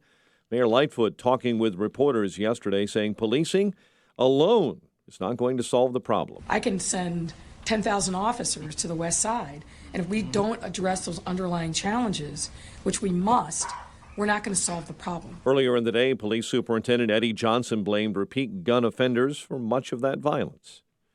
The sentencing phase is underway for the man who kidnapped and killed a University of Illinois visiting scholar Ying Zhang. The jurors who convicted Brent Christensen will be sentenced to sentence him to either the death penalty or life in prison without parole. A pilot recovering after a small plane crash landed on I-88 in Kane County. Plane's wing clipped a vehicle as the pilot made that landing in the westbound lanes of the toll road. The pilot was hospitalized with non-life-threatening injuries. Chicago sports. Well, it's not Lucas Giolito. It will be Astros ace Justin Verlander suiting up for the AL and getting the start. Giolito says he's just glad to be there. So is Mets first baseman Pete Alonso, who is your 2019 Major League Baseball Home Run Derby champ, out slugging Vlad Guerrero Jr.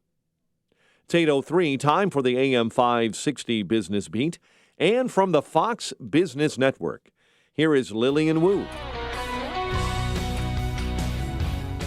From the Fox Business Network, a lot of selling on world markets in Europe, investors spooked by a warning from BASF, which is the world's largest chemicals company. BASF cutting its full-year profit forecast by up to 30%, blaming a slowdown in the automotive industry and the trade war between the U.S. and China. Now, there's a tentative move to resuscitate those talks, which have been on ice for about 2 months now, but analysts say the same sticking points between the U.S. and China remain. A bright spot on Wall Street today could be PepsiCo up in the pre-market after second quarter profit and revenue topped expectations. Billionaire Richard Branson's Virgin Galactic plans to go public by the end of the year, and investment banks Piper Jaffray and Sandler O'Neill merging in a deal valued at $485 million. With the Fox Business Report, I'm Lillian Wu. Our time in Chicago, 8:04. Business is a service of Signature Bank, helping local businesses succeed. Visit signaturebank.bank for your commercial banking needs.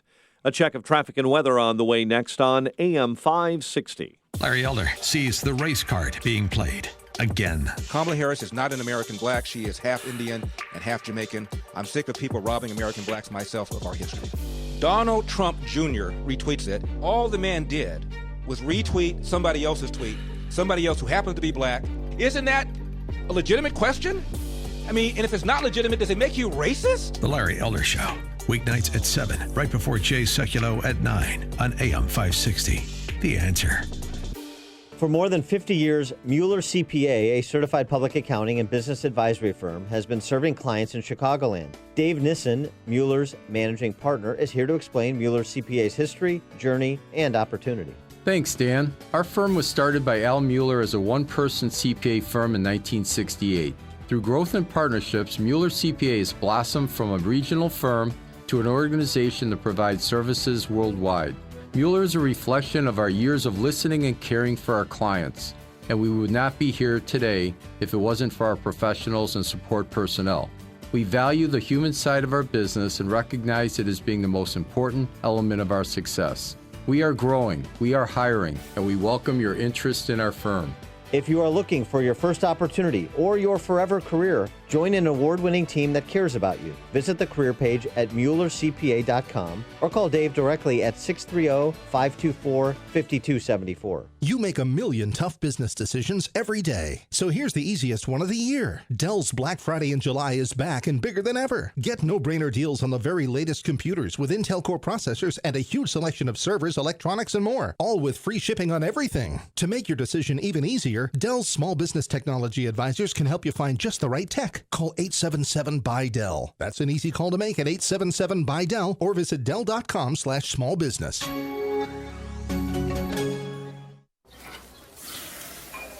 Summer is here, and Matt's got the barbecue out all ready to grill. That's why he trusts Super Polygrip, so he can enjoy his steak with full confidence. Polygrip.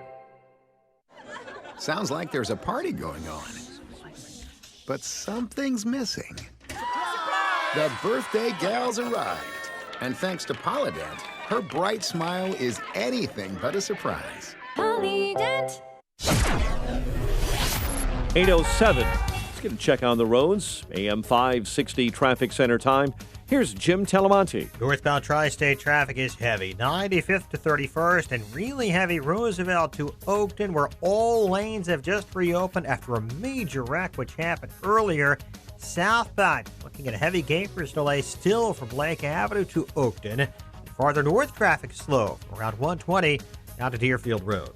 From Adams Tollway, it's tight Beverly to Bartlett Road, and lead of the tri-state. Reagan Tollway all the way from Farnsworth to 355. The northbound Veterans Memorial delays are from I-55 up to 290. Eden's 19 minutes, Lake Hook to Montrose. Kennedy 35 minutes, O'Hare to downtown. The Ike an hour, 390 to the Burn Circle. Stevenson an hour and 5 minutes from 355. Ryan 35 minutes from 95th. That's traffic. I'm Jim Telemonte on AM 560 The Answer. Chicago's Morning Answer continues next. Your official Chicagoland weather forecast from the 1 Hour Heating and Air Conditioning Weather Center and our meteorologist Steve Williams. Today, partly sunny with a high 87, partly cloudy tonight, low 71. Clouds and sun for tomorrow, breezy. Strong thunderstorm could bring some hail and damaging wind, a high tomorrow at 89. I'm Steve Williams on AM 560, The Answer. 69 at O'Hare, next news 8:30. Chicago's Morning Answer continues next on AM 560, The Answer. Make sure to check out the Income Store live video stream of today's show right now at 560theanswer.com. This is Chicago's Morning Answer with Dan Proft and Amy Jacobson on AM 560, The Answer.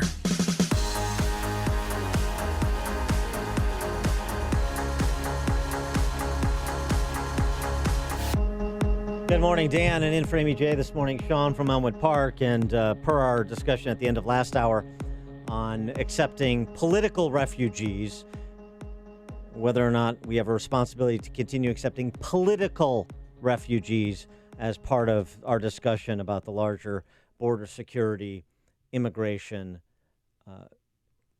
issue sector. We got a response to what the left is trying to do. Just Cloward Piven, exclamation point. I think there's some truth to that. Sure. The Cloward Piven strategy, of course, the theory is by these two leftist academics, overwhelm the welfare state, and that will more quickly usher in the proletariat revolution and establish America as a socialist state. Well, I mean, certainly when you say there's no difference between being a citizen and not a citizen in terms of the benefits, whether you're pursuing the Cloward Piven strategy formally or not, that's the effect. And so it just seems to me, and this is one of the things that just frustrates me to no end between the two parties. Democrats will take an issue that has very little support and relentlessly pursue it until they browbeat either support or at least assent. Yeah, right. Think of the trans movement. Sure. By contrast, Republicans have majorities of Americans supporting their position as they do on the citizenship question, as they do in opposing taxpayer-funded health insurance for non-citizens. And yet, other than President Trump intermittently, amid all the other daily issues he addresses, there is not the relentless prosecution of the case, despite this being a crisis at the border and that has moved immigration up the issue matrix to, neck and neck with healthcare just below the economy. It demands a concerted messaging strategy and subordinate complementary tactics by the president and congressional Republicans. And I don't know exactly what they're waiting for. Well, they don't have one. What are they waiting for? They do have one. Absolutely, they do have one. President Trump has laid it out multiple times what he would like to see, the changes he would like to see in the nation's immigration system. He's also been willing to deal on funding for border barriers in exchange for permanent status for DACA designees and even those who were eligible who did not secure the DACA designation. So he absolutely has, and he can restate his positions, which have all been reasonable and enjoy general support, particularly if you wouldn't attach his name to it. They'd be even more popular support. And while also, at the same time, dissembling the actual positions of the left, what you saw in the debates the other week. Because it's better to run on the problem than the solution. Come on, man. You can do both. Go ahead. And that's what I've just suggested. And that's what you lay out in a 20-minute address to the nation. And that's what you have all the other congressional leaders and rank-and-file Republicans reiterate so that it reverberates across the populace. I just don't see it as that complicated. I see it as woefully obvious. For more on this topic and 2020 politics, we're pleased to be joined again by Jazz Shaw, weekend editor at hotair.com. Jazz, thanks for joining us. Appreciate it.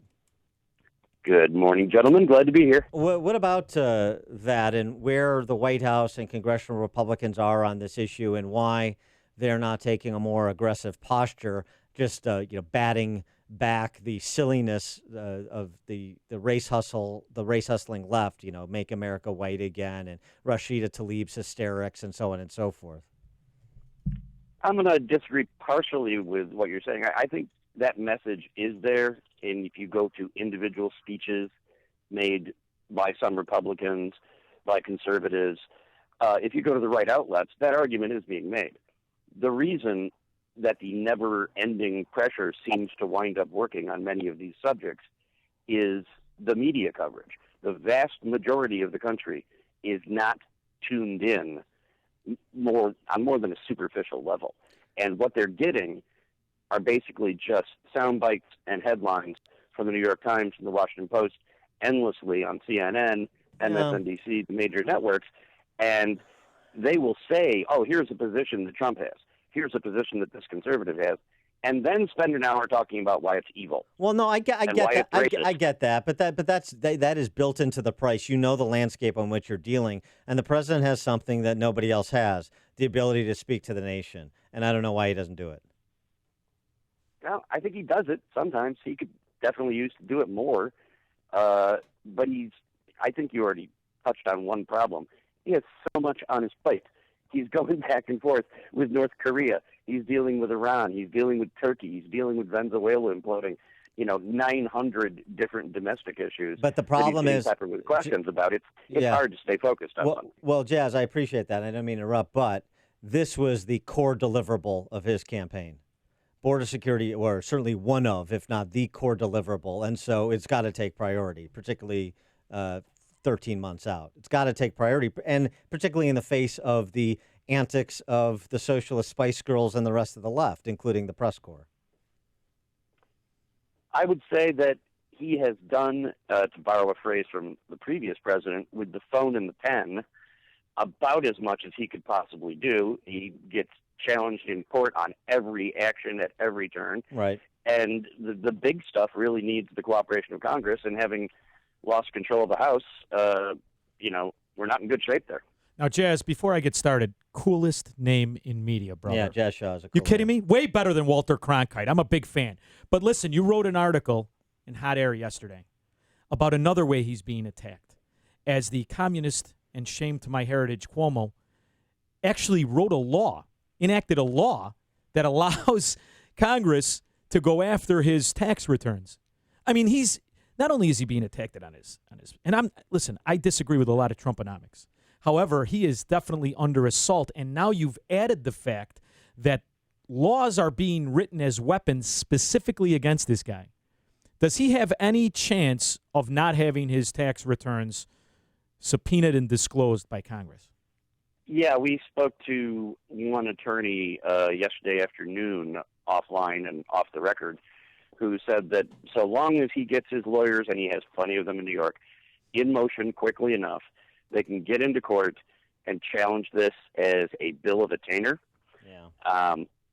which basically means writing a weaponized law to go specifically against one person or one group of people instead of laws that apply to all citizens.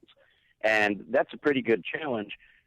Even if it loses on the first round, they should be able to at least get an injunction to prevent it from going into effect until the appeals are heard. And that could carry us well into next year.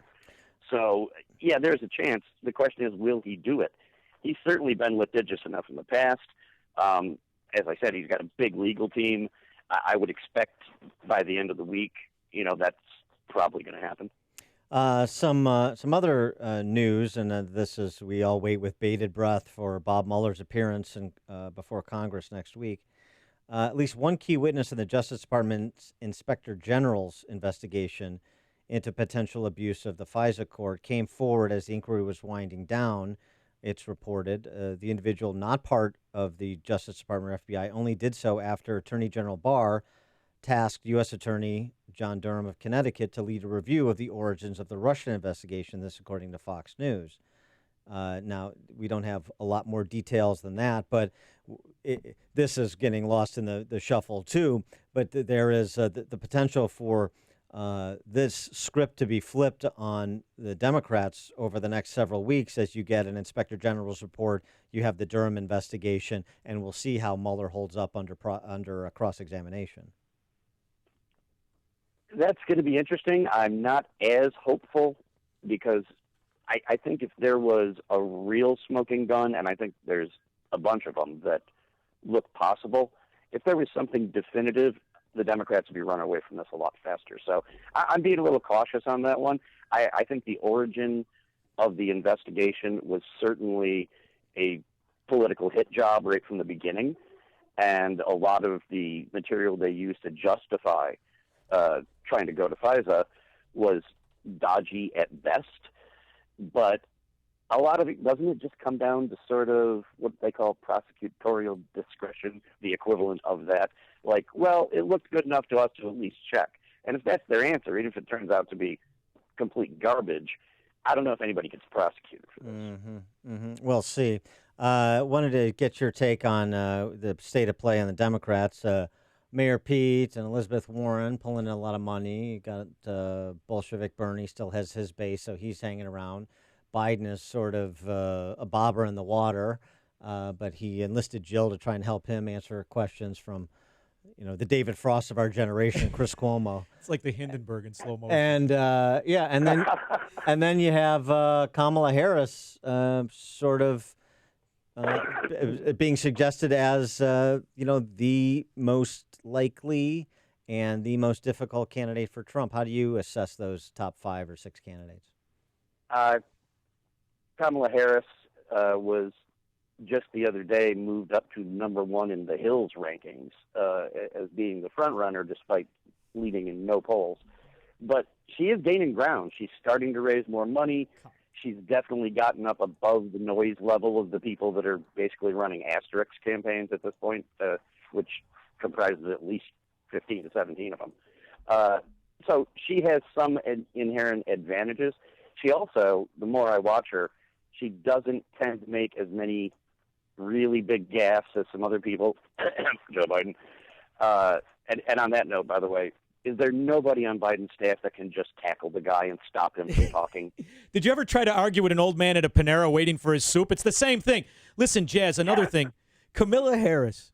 Come on, you really think the country is gonna? It's instant. It's constant nagging. You really think guys are gonna come home from work, listen to that as a political speech, and say, "Yeah, I gotta vote for her when I'm married to her"? Why must we have the constant nagging? Yeah, noted feminist Sean Thompson. Yeah. That is one of her problems that I believe she shares with Elizabeth Warren. She's not out there just making policy points. Yeah. She's making sure to make everything an accusation and remind you that she's a prosecutor and she's going to, quote, prosecute the president.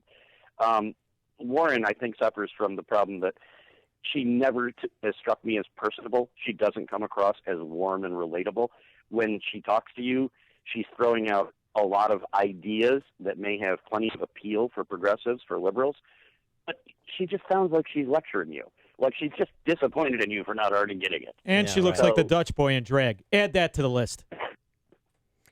Okay, I'm not going there, but I don't think either of them have that personality thing going that Crazy Uncle Joe has, because say what you like about Joe Biden, a lot of people like him. Yeah. He comes across as just the friendly old man, If an idiot's going to be in charge, let's like him.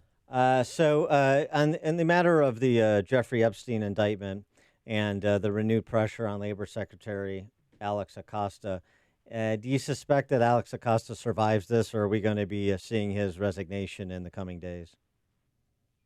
Depends on the embarrassment factor, I suppose. Some people can stand there. There were a lot of analysts who thought 6 months into the Trump presidency that Trump was just going to resign. They had no idea who they were dealing with. You can say anything you want to that guy. He's not going anywhere. Some of these other folks, they might be more from the old school, like, oh, this looks really bad. Maybe I should get out before people start saying more bad things about me. So, I won't be surprised if that happens.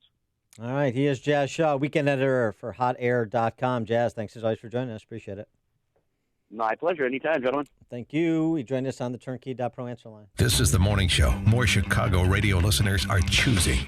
This is Chicago's Morning Answer on AM 560. The Answer.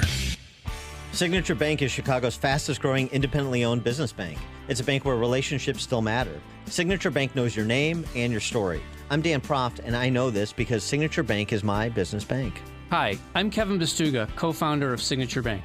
If you get the feeling your deposits don't matter to your bank, then maybe you're not with the right bank. At Signature Bank, your deposits matter to us as much as your business loans. Signature provides unmatched banking expertise, custom financial solutions, and the industry's best technology to closely held Chicagoland businesses. Whether your business is looking for a deposit relationship or needs a ready source for financing, Signature Bank is the right bank for you. Call us today to see how Signature Bank can help your business grow and thrive. Signature Bank is looking for their next success story. To learn more about turning your business vision into reality, visit signaturebank.bank. Signature Bank, helping local businesses succeed. Member FDIC, Equal Housing Lender.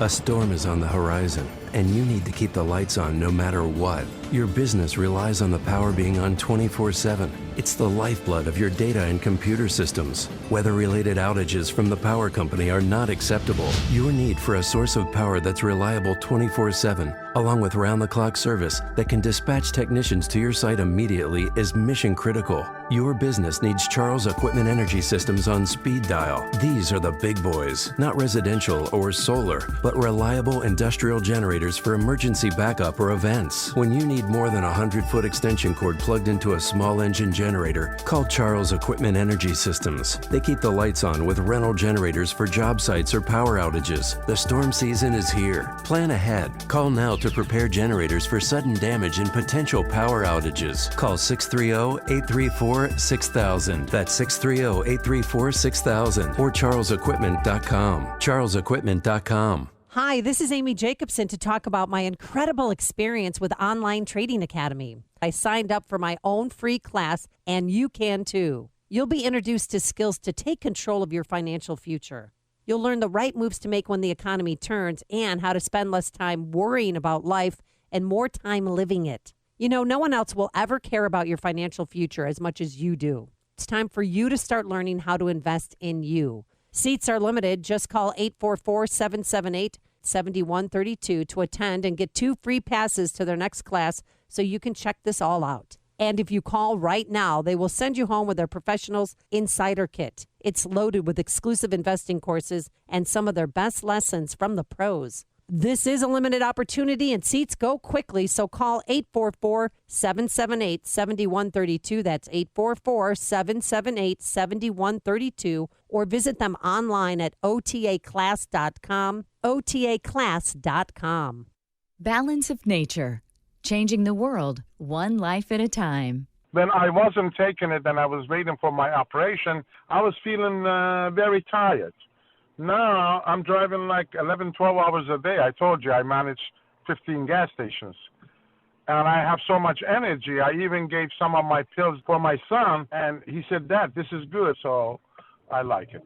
I'm healing so fast. It's like amazing. My family is so surprised because my wound closing up and doing so good. So that is working now that I'm start taking my those fruits and vegetables. Experience the Balance of Nature difference for yourself. For a limited time, you can receive a 30% discount and free shipping on your first preferred order of Balance of Nature. Call 800-2468-751 or go to balanceofnature.com and use discount code Chicago. AM 560, The Answer. It's time for Dan Prof's parenting tips. Whoa! Dan Prof's parenting tips. Whoa! Tell your kids to shut up and listen to him. You're a child. Yeah, okay. Prof parenting tip, we tackle today the issue of parenting coaches and toy room consultants. Society is such a pansy. To save that, we'll use that as a drop for a Prof parenting tip too. Society is such a pansy. Screen-free parenting coaches. New York Times reporting on this, no less. Screen-free parenting coaches come into your home or school, kids' school, to give refresher courses on how people once raised their kids without the constant distraction of screen time. So this is how to teach parents and children to live without a smartphone. They offer advice like play with your child. Is there a ball somewhere? Throw the ball, kick the ball. Look at what has happened to society. The IQ points have dropped 70%. This is exactly what happens when socialism is present. Rhonda Moskowitz is a parenting coach in Columbus, Ohio. She told the New York Times, I try to really meet the parents where they are, and now often it's very simple. Do you have a plain old piece of material that can be used as a cape? Great. What? So you have like a play consultant. Yeah. Okay, so there's your consultant to teach your kids how to play and teach you how to interact with your kid, sans a smartphone. And then you bring in the toy tamer. Yeah, toy tamer? That Barney Frank? TheToyTamer.com. Oh, all right. Different toys. Okay. There's a problem in the world today, says Evelyn, the toy tamer. We're raising children who can't do anything because we do everything for them. We all know that kids want to be in charge of something, but instead we let them be in charge of nothing. I don't know if you're paying attention to the schools, Evelyn, but okay. And then we're surprised when they get older and they can't do anything. Toy taming changes all of that by creating the perfect playroom. Yeah. One that empowers kids to clean up through the process of fun and immediate gratification, and it's based in the science of behavior modification. So she comes in and she sets up your kid's playroom for your child, just as she's arguing about how kids need to be taught to do things What's for themselves. What's that cost? I'm so glad you asked. If you've heard enough and you're ready to take care of your messy playroom and empower your kids at the same time, the next step is a complimentary 30-minute discovery phone call, which you can't do because you've already given up your phone for the other consultant to raise your kids without a phone. I've got one of those things, too. It's called a rubber mallet. That's how I... Is that your... That's my thing. That's your screen-free living? Screen-free living. Just smash... All right, what about now? At least we have the downtime until my wife can extort me into buying another iPhone. You know what I mean? Yeah, it's all fun. Did in the Thompson household, did you bring in any consultants to help with the rearing of the children? Yeah, they're called my in-laws. They come over and say, "What the hell are you doing? Yes. You're doing it all wrong. What are you doing? You're just making a spoiled, entitled brat, all right. Also known as the future of America." I think your daughters are beyond the age of the toy tamer, but maybe not the parenting coach, so that you can learn to play hide and go seek, throw the ball, kick the ball around. They're well on their way to therapy now. And you know what's fun is that they've completely adopted to everything wrong in their life. It's my fault. You're a terrible parent. Okay, tell your therapist and your husband about it. Pick wisely. Now get out. That's parenting. Yeah, the prop parenting tip is you know more than you think. Yeah. And here's the thing. With your instincts on some of this Whatever stuff. the tuition, I'll complain about it. But it's worth it to get them the hell out of the house. Yeah. Get out. And if you're paying tuition, you shouldn't have to be paying for a toy room tamer. You know what I'm saying? Let them deal with that later on. All right. Coming up at 8:38, we're switching gears. We're going to talk to our friend Patrick Moore, the co-founder of Greenpeace and the person who referred to Alexandria Ocasio-Cortez as a pompous little twit. But now we check the headlines with Mike Scott. Sunshine, 72 degrees. There's a new entrant into the crowded field of Democrats running for president this morning. He said he wouldn't, but yet he is. Billionaire liberal activist Tom Steyer is in. The campaign launch and video, Steyer called himself an outsider. He's been calling for the impeachment of President Trump, even buying ads. House Democrat leaders plan to move ahead on contempt proceedings against Attorney General Bill Barr and Commerce Secretary Wilbur Ross. It's all over defying subpoenas for documents concerning the 2020 census. Counselor to the president, Kellyanne Conway, says she doesn't understand why all the squabbling is going on. I would ask the Democrats, I hear their screaming rhetoric, but truly, what are you afraid of? I ask that all the time. What are you afraid of? Why wouldn't you want to know who's living in this country and who's a citizen and who's not a citizen? Conway on Fox this morning. The House Oversight and Reform Committee has been trying to get the information about the Trump administration's decision to return a citizenship question to the 2020 census after it was scrubbed from the form by the former Obama administration. All eyes on the Gulf Coast. Could be a hurricane developing this weekend. About an 80% chance at least of a tropical depression forming by the end of the week. Hearings continue today to decide the fate of a Chicago police officer who shot and killed Quintonio LeGrier and Betty Jones. The police board began hearing evidence yesterday in the case of Officer Robert Rielmo. A gun used in two high-profile murders on Chicago's north side is now linked to two additional local shootings. Police say the weapon was used in the killing of a Jewish man and a gay man who were gunned down around 36 hours apart last fall. Police were initially looking into those shootings as hate crimes. But 2 weeks later, the same gun was used in a drive-by that wounded two men in Lawndale. The firearm was used again this past March by someone who shot three building security guards on the near west side. Three members of the Cubs and the White Sox playing in tonight's Major League Baseball All-Star game. Last night, Mets first baseman Pete Alonso is your 2019 Major League Baseball Home Run Derby champ, outslugging Blue Jays rookie Vladimir Guerrero Jr. The news, a service of Discover Home Equity Loans. Make home improvements or consolidate debt with a home equity loan from Discover Bank. NMLS ID 684042. Save with zero application fees, zero appraisal fees, and zero cash due at closing. Learn more at discoverhomeequityloans.com.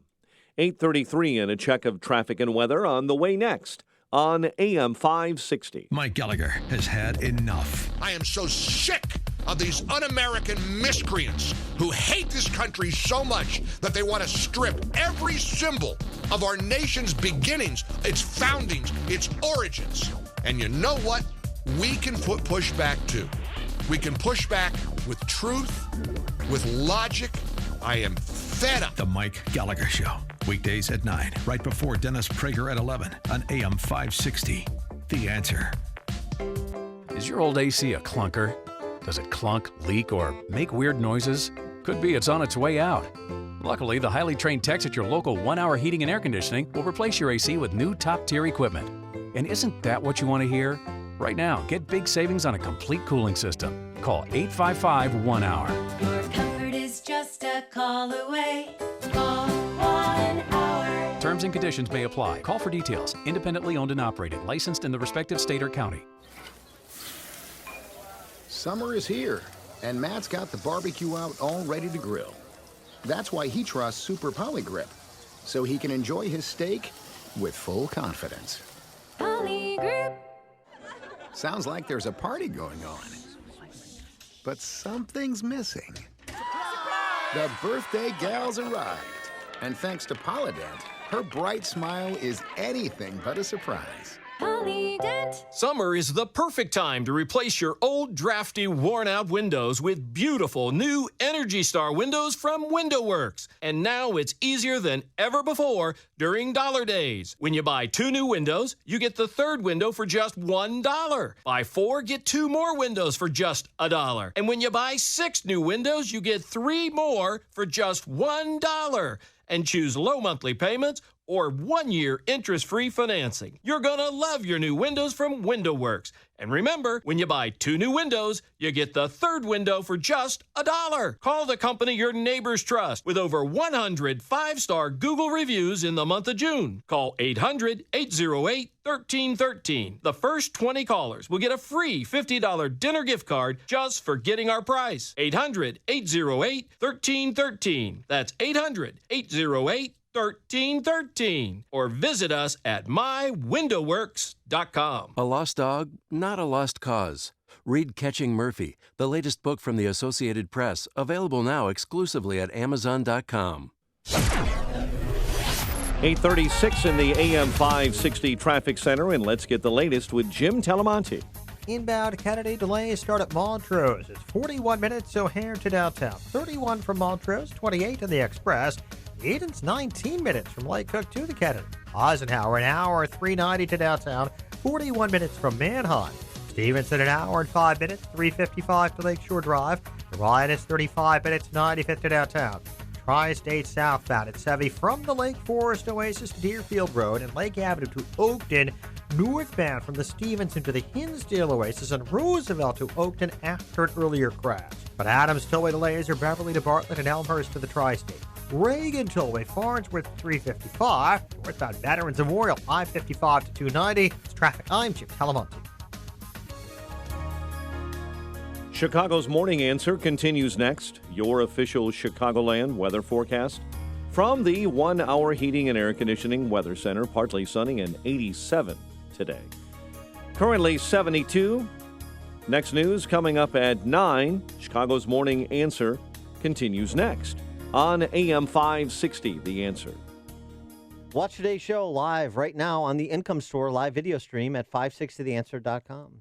This is Chicago's Morning Answer I am told this is a garbage disposal. on AM 560. It is terrifying. I don't know what its purpose is. What you just said is one of the most insanely idiotic things I have ever heard. The Answer. Top of the oh, there we go. A little delayed what happened reaction. Wolfman Jack in the other room there. Jammed. He's got a tie on. He's confused. Dan and in for Amy J this morning, Sean from Elmwood Park. And, all right, I'll serve this up to you. Michelle Obama at the Essence Festival over the weekend sat down for an interview with Gayle King. who is a respected political journalist who vacations with the Obamas and Oprah's husband celebrated Michelle Obama and we'll always love you, Michelle Obama, at the end of this interview. Very even-handed. Yeah. I didn't see it. I was watching Birdcage. Well, Michelle Obama had this to say about a topic I know you're concerned about. Carnal relations with your spouse. Great sex at every age. Care to share? Yes. Yeah. I support that principle. I mean, come on, Gail. Okay. I mean, yes. It's one of the panels. What are you supposed to say to that? I agree. No, I take issue with great sex at every age. No. I didn't know if you had some boy. personal stories you wanted Come on, to I got share. lunch in Okay. like 3 Yes. hours. Yeah. Gail, Okay. the answer is yes. That's why I Clap played back. it. Your best clap back. Yeah. Man, not enough Viagra and Chevis in Chicago, baby. Michelle Obama supports great sex at every age. Ooh-wee. The woman that inspired light switches. Michelle Obama is a beloved figure. You know how I know? Makes Jan Schakowsky look hot. You know how I know she's a beloved figure? Because she tells us she's a beloved figure. Of course. After complaining about being characterized as an angry black woman during the run-up to the two-term presidency of her husband. Well, it was important for me to tell that part of my story because I know there are a lot of young kids out there who see me and Barack now, right? They see us as the former first. They see us when we were walking out of the White House, but they don't remember how many punches we took to get there. So now I'm Michelle Obama and beloved, but for a minute there, I was an angry black woman. Yes. Who was emasculating her husband, who was somebody to be feared, because that was part of the political game, was that as I got more popular and started being more of an asset to my husband, it was interesting that that's when people of all sides, and I stopped to say people from all sides, Democrats and Republicans, tried to take me out by the knees. And the best way to do it was to focus on the one thing they knew people were afraid of was the strength of a black woman. So they turned that into a caricature. Yes. Public Enemy had fear of a black planet, and Michelle Obama's got fear of a black woman. That's her argument. And this is why I called on my little show on Sunday night here on AM 560. She will be the Democrat nominee. She's coming out of the woodwork. No, yes, setting the table, let them all fail. And here she comes, maybe Wonder Woman, the most masculine one we've had, but she'll pop up. It's not going to happen. She's not running. But the interesting thing about that statement, a couple of things. One, the Obamas were the most lightly touched political couple at that level in American history. I mean, in American history, especially in the modern television era, with the number of outlets that deliver information instantaneously 24 hours a day. The most lightly investigated, lightly touched, that's what I mean, political power couple in American history. Barack Obama was not scrutinized in Chicago, not scrutinized in Springfield, and he was really barely scrutinized by the D.C. press corps. And I'm not just talking about as a candidate. I'm talking about taking the government line for the entirety of his 8 years as president. So that's one thing. The second thing is, I mean, it's just remarkable. So this is one of the most powerful couples in the world. They're on their way, thanks to their Hollywood friends, to becoming billionaires. Mm-hmm. Yeah. And Michelle Obama is still playing the victim card. Michelle Obama, the product of Ivy League schools. Barack Obama, yes, he had to earn his way to the U.S. Senate in that primary. Okay, but I mean, he did so as the it girl of that cycle, with the blowtorch of the Chicago and frankly D.C. press corps behind him in 2004. And then it was the meteoric rise to 2008. And she's somehow kind of a victim. She is the one who said she for the first time, was proud of her country when Barack Obama became president. She was the one who came across as shrill and angry. Nobody's afraid of a black woman. I mean, maybe some people are, but that's not that's not an institutional problem, which is what Michelle Obama wants you to believe. On their way to being a billionaire, celebrated couple, beloved in her own words, the popinjay that she is, beloved. We're beloved now. Give me a break. That's how poisonous and all-encompassing is the orthodoxy of the cultural Marxist. No matter what you are given, no matter what comes your way of benefit, of unique benefit, like being the first lady of the United States, being the president of the United States, you're still somehow a victim. Bull jive.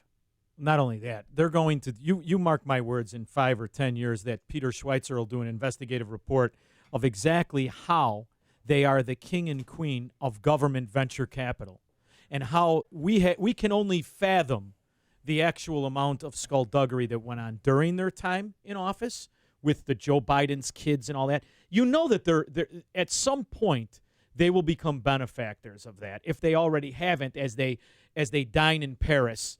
I know, as we saw last right, week. as the smash and grabs that their hangers-on did with like the for-profit universities, Phoenix College Online. What they did for that alone would get actual Wall Street guys indicted, and in fact, all they did is reap the benefits of billion-dollar comeback. For those who don't know the story, here's the top line. They basically regulate these private universities like Phoenix University almost to the brink of extinction.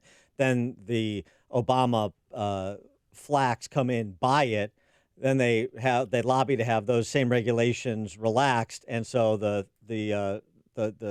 asset, they pick it up for pennies on the dollar, it goes right back up. Yeah, it increases exponentially, right. That's the only fear anyone ever had of the Obamas, because that's what they really utilized to not only profit politically, but now to profit monetarily outside of the political world, while still having those massive, massive connections of the ex-president. I mean, that's why I'm telling you, Prof, her political career is not over. She's wanted to control the reins. No, you're wrong. You don't understand Michelle Obama. She is not interested in running, and to run would be a step down from her. You also don't appreciate how thin-skinned she is. Now, Barack Obama was thin-skinned, but again, when you just have to endure a little bit of a pillow fight, you can endure it. She's not down for it. It's not going to happen. So that's over.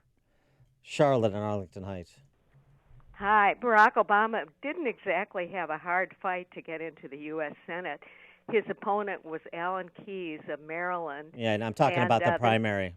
The newspapers helped him by exposing the divorce records of his Democrat and Republican opponents. Yeah. And remember his promise? He wouldn't run for higher office.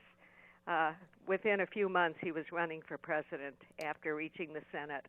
Yeah, that's right. Thanks for the call, Charlotte. No, that's all right. I mean, he had to get out of the primary, obviously, the general election when Jack Ryan stepped away and Alan Keyes was drop shipped in. No, but I don't want to relitigate the 24th. No. What I'm asking you is, did you ever think, with the ties that he had, that you knew about, both to Bill Ayers and the infrastructure of the Olinsky Communist Party here in Chicago, when he was running, did you think he was going to be the nominee? I'm curious. In 2008? Did you think? 4 years later, he'd be the nominee? No. I mean, isn't it amazing? When you see that he came from this culture of corruption that is almost laughable, it's so obvious. Well, also, he was nondescript in Springfield. It wasn't like he was this, breakout, can't-miss star. He was sort of a non-entity in Springfield who was squired around the Senate chambers like Kathleen Willis on a diet? Like a designer puppy, like Paris Hilton has a designer puppy. That's how Emil Jones carried Obama around, flacking for him. Emil Jones, the Senate president at the time, or Senate minority leader at the time, flacking for Barack Obama and trying to put him in good position. So, I mean, remember, he runs a primary against Bobby Rush and loses. And, I mean, it could have easily gone the other way for him. Then he hit it at the right time, and the rest is history. So, fine, whatever. But, I mean, for the serendipity that he and his wife have enjoyed, the untold power and riches, and to listen to her talking to Gayle King to a sold-out crowd in the Superdome about how she's some kind of victim. I mean, that takes stone. Well, that shows you the stupidity of America, man. That's the problem with it. That takes stone. You got a bunch boy. of stupid people going, It's like when he first got elected, I was listening to every station in America tell me how beautiful she is as I'm screaming. Are you kidding me? Gorgeous. I don't know what's harder to find, D.B. Cooper or her gynecologist. And now switching gears to Joe Biden and Jill Biden. They had their sit down with Chris Cuomo, riveting as that was. This is so great. You want to talk? You thought Gayle King was a softball interview. Hunter Biden has been in the press for his. Oh, he's my kind of stupid boy. His curious relationships leading up to his most recent marriage. Number one. Number two, of course, his business dealings in the Ukraine and China. What does Chris Cuomo query the Bidens about? How much can you bench? About how Hunter is dealing with his mental health issues and how they're getting through it as a family. Well, we've seen the struggle. We've seen the struggle, and we know that most American families are dealing with some sort of struggle like we are. And I think they can relate to us as, as parents who are hopeful and are supportive of our son, and we will continue to be supportive. And I think that makes us more empathetic about helping other Americans. And I think he's gonna beat this. Yeah. This kid, I'm telling you, as you know, you knew Bo. Bo is my soul. Hunter's my heart. And Hunter's been through some tough times, but he's fighting. He's fighting. He's never given up. He's the most honorable, decent person I know. I'll tell you what. I have a big family. I know people with lots of big families. Melrose Park, Italian, tons of family. I don't know one who married the sister-in-law. Not one. Can I think of one guy that married his, not only. Well, he dated the sister-in-law after. I thought he married her after the husband died. Dated the sister-in-law after the husband died, now married this. So he never married the sister-in-law. He just left his wife for his sister-in-law. Correct. Oh, all right. Perfectly normal. Yeah. A little bit of a coke problem. And from what I understand, hell of an investment banker. Virtually everything he touches worth billions. New Yorker, 24-page spread on Hunter Biden in the New Yorker. Will Hunter Biden jeopardize his father's campaign? This is the way to help the Bidens try to sideline the Hunter Biden issue. And Hunter Biden has all kinds of conspiracy theories. A helicopter is flying over the house, and I turn to the helicopter and say, F you, Mr. President, like Trump is sending spy helicopters over the Biden's house. But I guess maybe this is the mental illness that they're all going to conquer as a family. And Chris Cuomo is in the corner because, hey, while you're curing cancer, you might as well throw in mental illness. Curing cancer? That would mean so much across so many levels. Oh, Getting really? people to accept that mental illness and mental health awareness is the same as any other malady, that could be huge as well. It's gigantic. And by the way, it's doable. It is doable. Stupidity meets arrogance. This is the interview. A lot of crashes at that intersection of stupidity and arrogance. So now Biden is going to cure cancer and mental illness. Can somebody show me who's the idiot that believes any of this? If you believe this, we still have a few minutes. Is there one idiot that believes he can do any of these things? Well, there's one spouse who says to the charge that Joe Biden is insensitive to racial minorities. I mean, the one thing you cannot say about Joe is that he's a racist. All right, so we got that.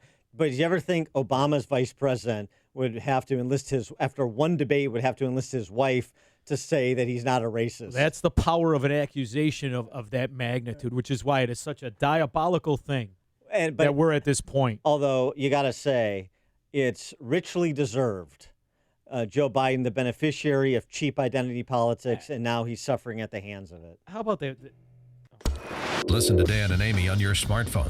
Download the AM 560 mobile app today at 560theanswer.com/mobile. Hi, I'm Alan Bronson. And I'm Bill Cook. All of us at Clear Financial Strategies want to thank you for the overwhelmingly positive response to our previous ads, but the 75% discount on our fiduciary review ends soon. We have good news. You and your employees need not be constrained by one-size-fits-all retirement plans. Working with industry heavyweights like Charles Schwab, The professionals at Clear Financial Strategies will customize a plan that includes the features that best fit your goals, including personal financial planning and all mobile friendly. Your plan will be managed in a fiduciary compliant process that puts the day-to-day burden on the shoulders of the professionals at Clear Financial Strategies. We also offer a low-cost, no transaction fee HSA plan that can mirror your 401k, permitting investments with the first contribution. All this plus financial wellness and personal advice to help assure retirement readiness. Call now, 855-972-9564. That's 855-972-9564, or go to my401krisks.com. Your kids won't be thinking about school very much this summer, but it's the perfect time for you to think about where you'll be sending your child back to school this fall. More and more parents are thinking about private school. Maybe that's you.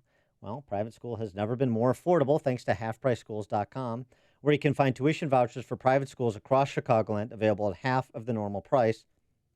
No catch. It's simple. Find a school near you, purchase the voucher, and prepare to send your child off to school this fall. Halfpriceschools.com has schools located across Chicagoland. Good schools like Christian Liberty Academy in Arlington Heights, Covenant Christian in Aurora, Trinity Lutheran in Lombard, Faith Evangelical Lutheran in Antioch, Calvin Christian in South Holland, Kingswood Academy in Darien, Westminster Christian in Elgin. Don't delay. Summer won't last forever. School will be starting again before you know it, so visit halfpriceschools.com today. Many of these vouchers have already sold out. Do not wait. Visit halfpriceschools.com today. That's halfpriceschools.com. Balance of Nature. Changing the world, one life at a time. When I wasn't taking it and I was waiting for my operation, I was feeling very tired. Now I'm driving like 11, 12 hours a day. I told you I manage 15 gas stations. And I have so much energy. I even gave some of my pills for my son, and he said, Dad, this is good, so I like it. I'm healing so fast. It's like amazing. My family is so surprised because my wound closing up and doing so good. So that is working now that I'm start taking my those fruits and vegetables. Experience the Balance of Nature difference for yourself. For a limited time, you can receive a 30% discount and free shipping on your first preferred order of Balance of Nature. Call 800-2468-751 or go to balanceofnature.com and use live? discount code Chicago. AM 560 and MyPillow want to give you $1,000 in cash like you were a Chicago alderman. All you have to do is know today's $1,000 word, and today's $1,000 word is freedom. Just go to 560theanswer.com/cash and enter that keyword, and you'll be entered to win $1,000 in cash like a Chicago alderman on a zoning project vote, courtesy Not of a bribe. AM 560. Not a bribe. Courtesy of AM 560 and our friends at MyPillow. And don't forget to visit MyPillow.com and use the promo code AM560. That's MyPillow.com, promo code AM560. Smooth. At Walgreens, we know that your day doesn't stop for diabetes. So when you've got places to go and people to see, count on Walgreens every day to get expert diabetes advice 24/7. Find all major brands of testing supplies like Walgreens True Metrics in-store and online. And download tools to help you stay on track, like our 5-star mobile app with Pill Reminder. At Walgreens, we are your diabetes go-to. Stop by and talk to your pharmacist today.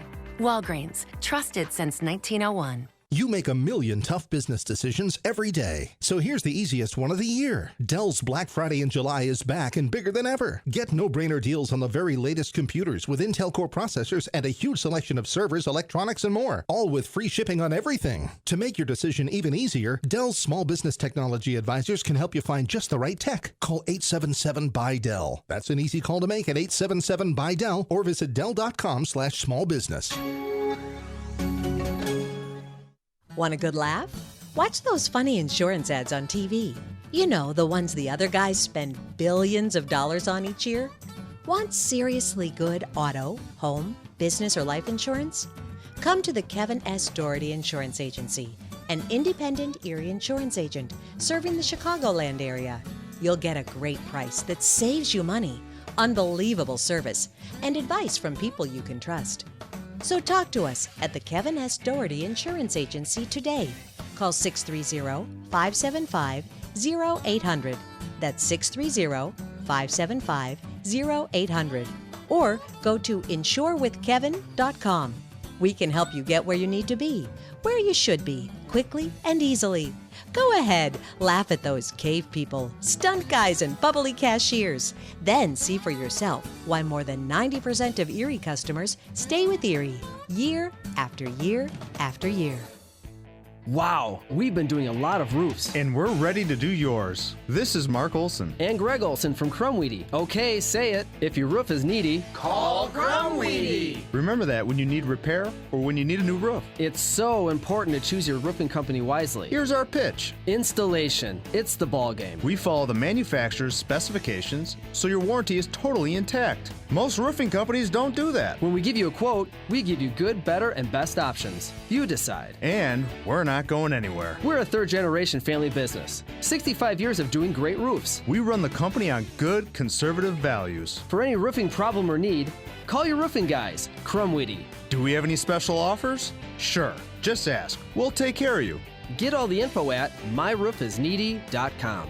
When your roof is needy, call Crumweedy. 630-595-8020. 630-595-8020. AM 560, The Answer. Text from 847. How do you get Joe Biden to brush his teeth, put toothpaste on his shoe, and ask him a question? It's pretty good. That's pretty good. It. Not bad. Love it. Sean from Elmwood Park, thanks for sitting in for Amy J. this morning. I had a good time. Who's tomorrow? Scott Shalady, Scott the Cow Guy, will be in for Amy tomorrow. Get maintenance to take the arms off these chairs. Move over, Sean. I'm going to tell him you said that. Now we go to Mike Scott with the headline. Lead water issues continue in University Park. WIND Chicago News Time, 9 o'clock. There's a new runner in the Democratic presidential